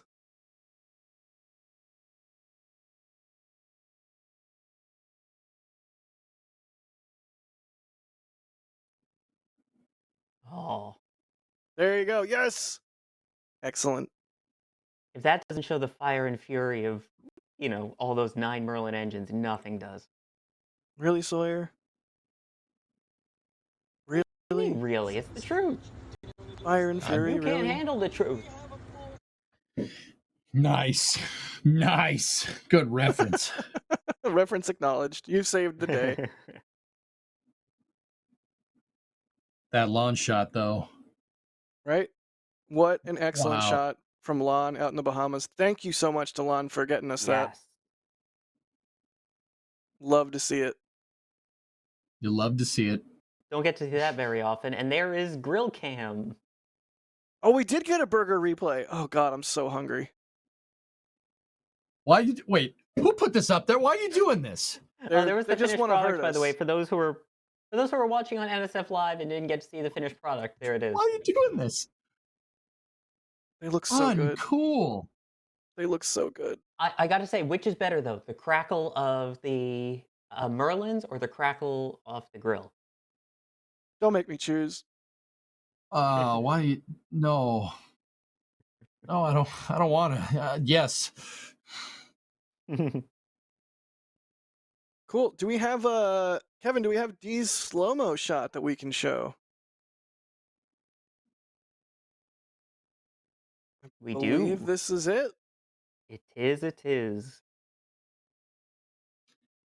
Sawyer, I thought about your question for a second, and I don't mean to say this over Dee's shot because Dee's shot is fantastic. But how about we use a Merlin engine to grill burgers? I'm down. Wait. Hear me out. A Merlin vac, and we can put it on the nozzle, on the hot nozzle. Sounds good to me, man. Let's do it. Sounds good. By the way, Who's gonna flip for it though? DOS, the grill was pretty good. All right. I'm jealous. I'm also jealous of Dee's excellent slow-mo. Fantastic Yeah. stuff. Beautiful shot. Yes, Brilliant. can't ignore that. I do really want a hamburger though. We should start an NSF cooking show. Call it Cream Fraiche. Well, honestly, but I'm honestly drooling still from these shots because these are just beautiful. So huge props to D for getting that and also getting it turned around nice and quick so we could see this live on air too. Absolutely. Yeah. They're fantastic. Also, EJ, I'm 100% here for an NSF cooking show. I would 100% cook things on camera. Same. Yeah. Fantastic. 28 launches from a single booster. Dude, I'm speechless. That's impressive. It's just impressive. Yeah, there's really no other word for it. That's wild. And that takes a lot of dedication and a lot of hard work. Get that done. I know I'm just some random guy that cracks wise about space on the internet, right? But I'm damn proud of SpaceX. Damn proud of them for what it's worth. It's really, really impressive. I'm sure a lot of people hours to make that happen too. Right? Such talent, such institutional knowledge there. It's wild. Look at Never the seen blue anything in the like plume. this. Look at the blue Right? in the plume. It's gorgeous. Fantastic. Great work from the Cape team all around. You'll love to see it. Firing on all cylinders. Love to see it. Oh, we have to show Julia's photo. We have to show Julia's photo. Yes, we do. Do it. Kevin, do it. Do it. Do it. Do it. Let's Do it, Kevin. do it. Got Do it it. read. Neat. Scroll. Okay. You missed it. Scroll up. Do it. Just scroll up. It's right there. Do it. Do it. Johnny Red. Neat. Okay. Do it. Do it. Oh, yeah. Nice. Excellent work, Julia. Excellent work. I can't wait to see what the film version of this looks like. I bet it's outstanding. It's a I great shot. know. I hope so too. That was a vertical shot though with my camera because that lens isn't as wide. But I was so happy that what I did to make my camera stay open worked because there's even a reentry burn in that photo. There Oh, is, yeah, look at right? that. Go towards the end of the Oh, pier. yeah. Nice. Wow. What That's did you do? impressive. What did you do to keep the shutter open? I used time, and amazingly, it stayed open the whole time I needed it to. Nice. Fantastic. Yay! That's a great shot, Julia. Amazing Thank you. work. Not that I expect Common, anything else besides amazing from you, but the amazingness continues. exceedingly common Julia W. Yes. Yep. You'd love to see it, Jack. Love to see it. Oh, God. You know what I don't love to see, though, is my own face. I guess we should probably wrap up the launch Can you stream. tell us next time you're going to cut to the camera? Jeez. did. He kind of did. He did, like, When? repeatedly. When? He's from I missed the Boston. He memo. doesn't read. Did you get that, man? No got comment. the memo. Anyway. Drew Nar, thank you for the super chat. They say 12 launches in 12 days in April. Is that accurate? They launched 12 times in April already? That seems Yeah. crazy. That's crazy. Pretty- Someone with a impressive. spreadsheet would probably be able to correct that. Okay, no. Alex is saying no. But maybe later in the month? Question mark? How many are we on for the month, though? I mean, that Alex? would set a record, leave, so. This is the seventh launch of the month. Still crazy. 12 days into the month. Yeah, I was gonna say because we are only 12 days into the month, so that's bonkers. Absolutely. Micah B, thanks for the support. They say, what is SpaceX's current cutoff for booster reuses, if any? This coverage is awesome. Thanks, NSF team.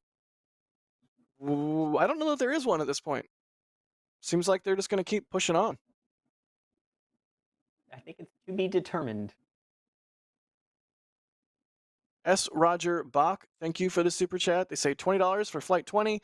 The whole crew is awesome, but this team rockets. Pun token. Fun token. Oh, okay. Good deal. And Drew Nar, thank you for that super chat as well. And thanks y'all for watching NSF Live / Starlink 4-6-40 something. 649. 9. 49. 9. Thank you. 49. 9? 49? 49. Everyone is yelling at me 9 now. Thank you. I see. Thank you, Jay. Cool. Well, EJ, thanks for being on and dealing with the troubleshooting fun time. Yeah. That's what I get for trying a new setup. But hey, thanks for having me. I know it's a privilege coming on here, and I do appreciate it. I don't take it lightly. I like to have a good time, but, getting to the nitty gritty, commentating on launches, it's always fun. I do appreciate it. Thanks for having me, everyone. Always a treat having you, EJ. Always a treat. Sawyer, thank you as well for being on. It's always a pleasure. I mean, this is the only time when you can cover a rocket launch on the rails just a few minutes after going completely off the rails. It's only at NSF and only on NSF Live, Friday nights, 7 p.m. Eastern, right here on YouTube. Nice. Yeah, I'll admit Also, it was hard shifting gears into serious mode there. I was trying. I still am. All I can think about is that hamburger. We also had D out in the field operating the tracking camera and a slow-mo rig. We had Julia out in the field shooting photos. Thank you to both of them. We had Kevin and Jay in the background operating the stream. We had Lon out in the Bahamas. What a crazy sentence that I get to say. Team NSF firing on all cylinders. Roger operating a tracking camera remotely. If I'm forgetting anybody, I'm sorry. But yeah, with that, we will let you all nerds go. Let's all go eat some hamburgers. Yes. And for those who don't eat meat, there's also the non-meat versions. There's plant burgers, things like that too, so we can all enjoy. I maintain that Impossible burgers are delicious, but that's neither here nor there. So don't be mad when we get to the moo. And thanks to our launch directors and flight engineers. Thank you to all of our members, especially our launch directors and flight engineers, who get your name at the end of NSF Live episodes. So squint and you might be able to see it down there. But yes, thank you. We could not do Jack, what we you got to read without all our the members. names. Jack, Here, you I'll got to read all the read them names. all. Read them off. I'll read them all real fast. Here we go. There. It was all the names. Oh, wow. passed into a short data burst. Oh, That was doing the impressive. gifts again. Gift time. We're doing the gifts again. It's the chef's Always. kiss. That's Drop the Sawyer's mic. mic drop. There better be a burger gif. I What was know that, EJ? Kung Was that Fu. Crouching Tiger, Hidden Dragon, something? No, it was Tonguey. Oh, Jack being all red. That was funny. Who made Sawyer laugh? That was when I made you laugh. I forgot what I yeah. did. Me and my stupid voice. There it is. Why? Yes! Oh, Why? dude, I'm so stop, hungry. Stop Best doing this. gift of the Why are you night. doing this to us, Kevin? Let Best it end. gift of the night.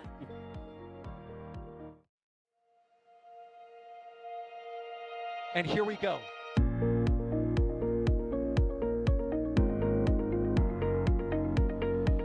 We have liftoff. Propulsion continues to be normal. RCPA chamber pressure looks good. Following up. Water towers, fly! Yes! Tango Delta nominal. Fighting downside SPD off. Bring in SPD off. It's orange! Oh my god! Oh my god! Decollage. Look at that! Put that in the big bag, Jingle. 343 unfolds to go. Indeed. We rise together back to the moon and beyond. This method will be igniting with the flare, correct? Yikes. You dead? Sure. We don't need any more of these.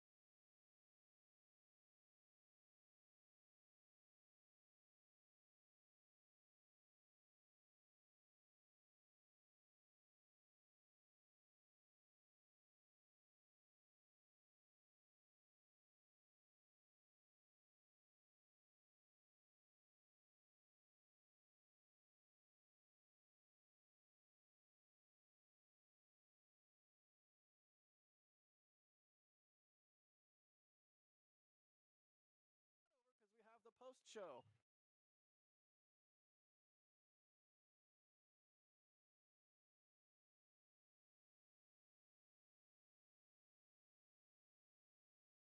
The pedestal thing that's still there, and the linkage. So the It's- linkage is kind of has to be like removed. tension it, like it's kind of like moving and tensioning it. Hang on.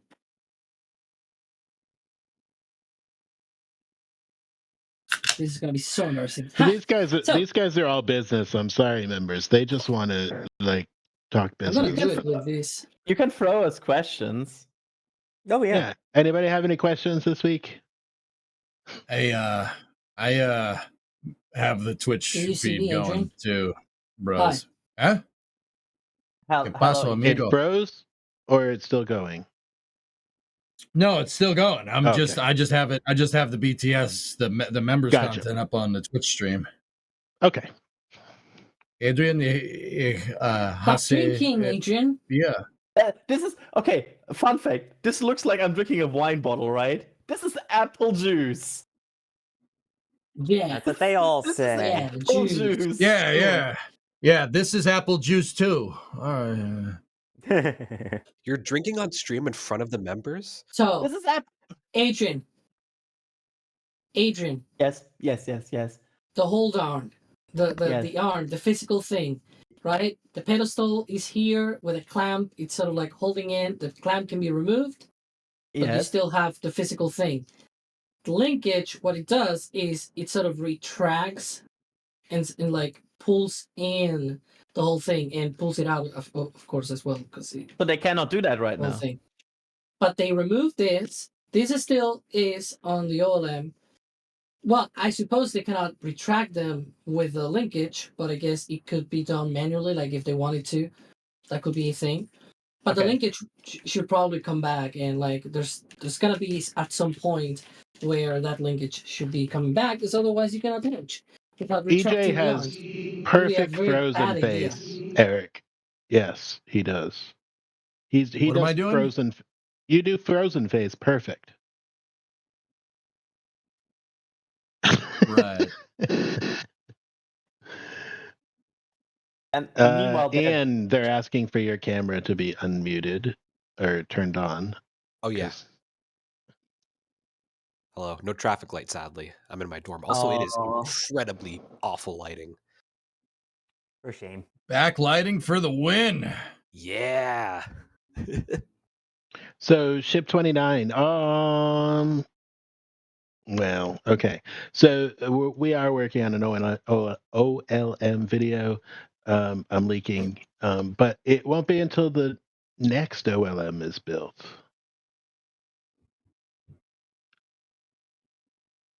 Sorry, I just ordered my food. Now I can actually pay attention. Yep. Jack would never say hoppy, by the way. Hey, Jack, I saw that picture. Jack has still not fixed his noise gate in Discord, and we can just hear him like always starting a sentence, but never hear like the conclusion. Am I the only one Kinda who hears? funny. Jack is like incredibly quiet. Bro, I couldn't, dude. I was having a rough time with that. Yeah, it was difficult. Wait, EJ's quiet as well for me. I have him at like 190%, and I can barely hear him. What? Yeah, you are quiet. I mean, you're fine, Jack. It's just you randomly cut in and out. Well, who's Jack, move quiet? your microphone closer. Oh, members can't hear No. Jack. Eat it. Pretend it's a burger. Eat it. Can you hear me now? Won't you think of the members? You My ears. jerk weed. EJ like going through the list of potential call outs and insults and be like, oh, that's PG. Perfect. It's good enough. Rated M for members. Nice. How can I see what the members are saying? I'm not good with computers. There's a. I love Hoppy. Go to members multi-view. Oh, on the panel. If you go to to the community Discord, and then you have like a channel. Where is it? Members I'm gonna multi-view, find you. There's an Oh. open chat. I'm gonna find you, members. I can ping you. Find you. That sounds creepy. All right. Did you see that I ping? think my Yeah, stomach is starting to eat open itself. chat. Yeah. So. I'm sad we didn't do replays when Trevor was on Ring, because that would have definitely made it. Yeah. Wait, what did he do? He had some good faces. Let me see, what gifts do I have here? I have some Jack gifts that I love. There's that one, of course. It's classic. No, we don't. Don't need worry, to do Jack. that. It's okay. No, I got it. No, Don't worry. No, we don't need to do that. We're all good. That's not necessary. Of course it is. Oh, I forgot about Dude, the. I was the thumbs bumming up that one. my Okay, that one's that quality. my camera decided to take a dump and I had to disconnect when we were talking about Starship, because I have some pretty nutso theories that I wanted to play. I wanted to ping off chat, but I'm no game. What's the theories? Okay, so first of all, I called it that they'd catch this year. Second of all, horizontal landing. Nailed it. Okay, what do you mean Nailed horizontal landing? Like shuttle landing or like? No, they have like a very high angle of attack. Like Oh, yeah. Okay. No, the booster, So I meant, like, I booster don't comes think in Super Heavy's sideways. gonna be like Dude. landing on a runway. That's what you mean, like that they are basically hovering into the sticks. Oh, yeah. So it's gonna, Ian, here, look, it's gonna pop in. It's not gonna land like straight on the sticks, dude. There's no way because I mean, dude, you know, like right when a rocket lifts off, you're very aerodynamically unstable, right? Like super unstable. That's why like high-powered rockets have rails and stuff, right? And like Falcon 9 or whatever has like a thrust vectoring. So to make up for that, I think the thing's going to come in. I've always said that the thing's going to come in a little bit sideways. It's going to come in sideways because it's going to take advantage of the moment from the booster to keep it nice and stable, and then it's going to pop in and kind of do this. I've been saying that on the stream for like years. It feels like and I didn't get to say it. I feel like some people have disagreed with you there, and you kind of now wanna like. It feels like you're kind of feel like yes, you all disagreed. You didn't believe. Dude, I said it 2 weeks ago on NASA Spaceflight Live and got grilled in chat. I'm like, what, bro? Frick all of you. More insane. I'm right. I think it's more insane the whole thing of like lighting up all 13 inner engines and then going down to 3. Like, holy moly, that thing is gonna come down fast. The 13.3 landing burn. That's going to have, I think, similar TWR to the 3-engine Falcon 9 landing burn. I did really rough math, and it's roughly the same TWR between Falcon 9 doing a 131 burn and Super Heavy, doing a 13-3 burn. And don't lie to members. You don't know how to do And that. my other theory is that, everybody says they're not going to risk a pad on a catch, right? I personally think the grid fins are, in case it misses the pins, I think the grid fins will hold the booster up. No way. That was my other crazy theory. No way. I think the aerodynamic load that they see from no entry burn drastically would exceed the static load of the dry mass of the booster on the chopstick. So if it misses the pin, I think the grid fins are going to catch it. And I think that's why SpaceX is willing to shoot it on flight 5. The thing that I would say about that is that I somewhat agree, even though I'm also like not liking myself for somewhat agreeing with it. Because here's the thing. I can see SpaceX, like a booster misses, like the pins miss the chopsticks, but it somehow survives by landing on the grid fins, and they're like, okay, let's reuse it. Like, why not? Dude, I think they're right? It's like I think they're planning on that. that. Doing that shit. Yeah, I think they're planning on it, dude. Oh, but the grid fins got damaged. Just change to the grid fins. Put a new set of grid fins, whatever. Like, just fly it. Frick the grid fins. Getting 33 Raptors back is important. Refurbish the arms and just fly it again. Like, I can totally see that. I think they're planning on it. I think they're counting on it. I absolutely do. I think that's why they're willing to do a catch. Because, like, you got to think about it logically. Why would they risk the OLM That's in the critical pathway for Artemis development for the lander. Why would you risk it? Well, the thing is that they must have something up their sleeve, right? Yeah. Like that's the only thing I could think of. What I'm curious about is the ship. How is it going to be caught? Like that's I still think like my one SpaceX, opinion yeah. about the ship is they need something that goes external. I do not see a reality where they put something in the sides of the ship and with that fix it. Like I can see them catching a ship, but like remember when we had this whole thing of like the ship using different lifting pins than the booster because the boosters have like going out lifting pins and the ships are like these going in lifting pins. I don't see how they are able to put like they would have to be able to put like 2 metal bars or something into the ship to capture it. Which is like I don't see that. I think there will be some sort of like the booster pins, where you have like 2 handling pins that are just sticking out where they land on. I think the ship should come down 4 on a hours? stand. We've been live for 4 hours. Okay, here's another spicy take. 3:33. Here's another spicy take from your boy. I do not think they're going to try to catch the Starship anytime soon. I think they would rather. I think SpaceX will go back to those little flip out legs before they try to land one of those things on the OLM or with the catch arms. See, Reason why?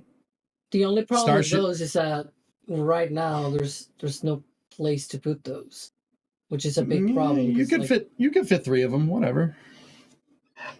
I think I think touching down the ship will be a much harder problem than right now everybody thinks. Like I think like we are right now I feel like everybody's assuming they're gonna catch the booster and at some point then the ship. Like that's just I feel like ship is way harder. I feel like I have a very decent confidence they will get to booster landing relatively quick. Like I wouldn't be surprised if it's like even the first, second, third, somewhere in that ballpark. Like I think it can happen.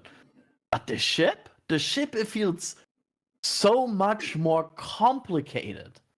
Watch it be the other way around. Watch it be the booster being the complicated one, and Starship just lands like on the first try. Just because you just said that. I think it is really difficult for the ship because catching it.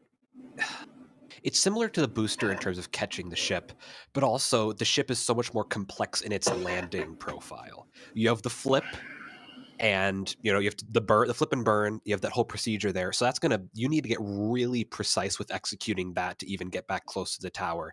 And then you also need to control the flaps. You need to gimbal your engines properly. I feel like you could do it, but also then again, you're going to need landing legs to land on the moon. You're going to need landing legs to land on Mars, which landing on Mars is kind of similar to landing on Earth in that you have an atmosphere. It's somewhat similar to Earth's gravity. So you're going to need landing legs regardless. There's no tower on Mars. There will never be a tower on Mars until you get lots of starships on Mars. So they're going to need some kind of landing leg system. And I don't really know how feasible it is to have a Falcon 9 style landing leg in terms of it is a reusable landing leg that you just flip right back up, because the ones on like SN8, SN15, those were expendable. Those were crush cores. You use them once, you throw them away. I don't know how to make that recoverable in a small footprint, light, and fitting inside the engine bay. It's a very big problem. Also, hello, Jake.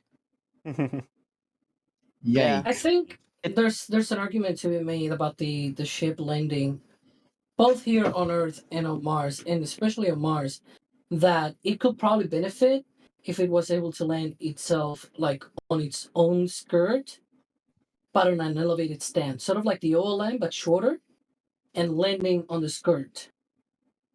Oh, I wonder instead of landing legs.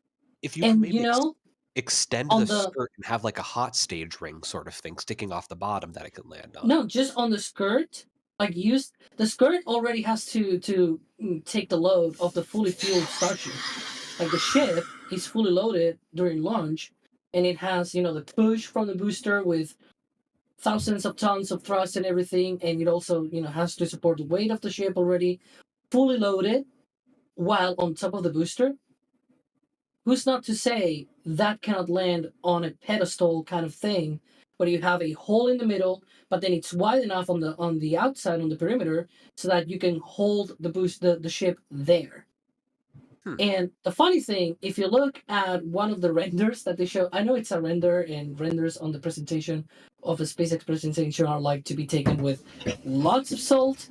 But in one of the presentations, they showed this sort of concept of the future Mars colony or whatever, and the ship was sitting on a pedestal, like literally what I have been thinking for a long while they should do, because that's way easier than putting a tower on Mars or some shit like that. Like, if you think about it, if you want to get rid of landing legs in the future for landing on Mars, that is. Alex, shit. Yeah. On the members. It's okay. And We're I was members. told. I say that all the time on downstairs. Yeah, So it's me okay typing. with the members. Yeah, I say it. When I write down, it's okay. Hi, there you go. EJ, are we still Also- live on Twitch? No, not we found in the don't trash. need to Stop it, get for shelter. EJ a quieter keyboard. What? What? Sorry. I'm just telling my chat to shut up. Does chat see me?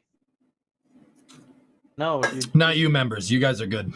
Okay, because I'm gonna do. Can members see me? Oh yeah, members can see you. All Is right. Jack gonna do a vape trick? No. Right that's now just we have because Sawyer in big screen, and then below that as all our smaller cameras. It's like, vape Ugh. check was earlier. EJ challenged me to blow a smoke ring or a vape ring, and that went very well. Suffice to say. Jack's like Okay, the Gandalf. camera view is blocking Jake being super cute. All right, here we go. Is Jack Because frozen? saying. Is he asleep? EJ always flexes by showing things in the pre-show. I'm gonna show something in the post-show. You ready? Oh, Is he sleeping? You ready? Jack, wake up! ooh. That's Can't cool. see it. What is it? Poppy! That's a funny piece of blackboard. Yeah, right. It's Yeah. it's a piece of blackboard. I don't know if I said this already to members or just to some friends, but All I right. got to eat at Hey. the Astropub, thanks to Mary. I gotta go, everybody. Bye, EJ. Bye. Bye. I'll see you guys. See you, Bye. members. I gotta get back to work. See you later. Lame. Bye, guys. Bye. Thank you for having me. So I Auf Wiedersehen, mein Freund. I got to eat at the Astro. Bye. I got to eat at the Astropub thanks to Mary, and the way that it works is you order like a starter.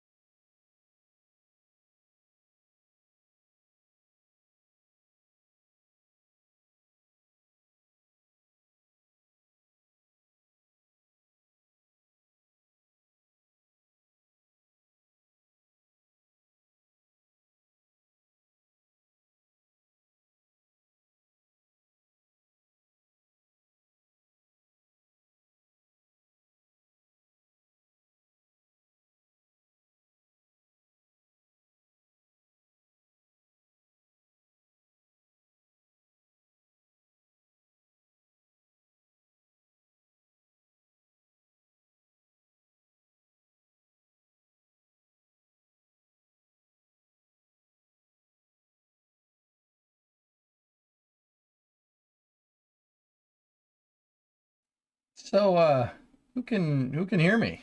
Can you hear me? Are we coming in okay? We doing okay? We doing good? You hear me? All right, loud and clear. All right, cool. Well, oh. Can you see me? Or is this just gonna... Oh, look. The stupid camera that went out during NSF Live decides to work now. Lovely. Great. Good. Great. Grand. Wonderful. No yelling on the bus. Dude, I'm so hungry, but we have to race. We got to race, dudes. We got to race. Did it overheat?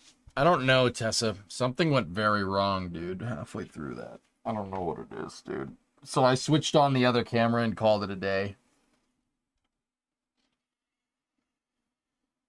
Old man shakes fist at camera. Oh, boy.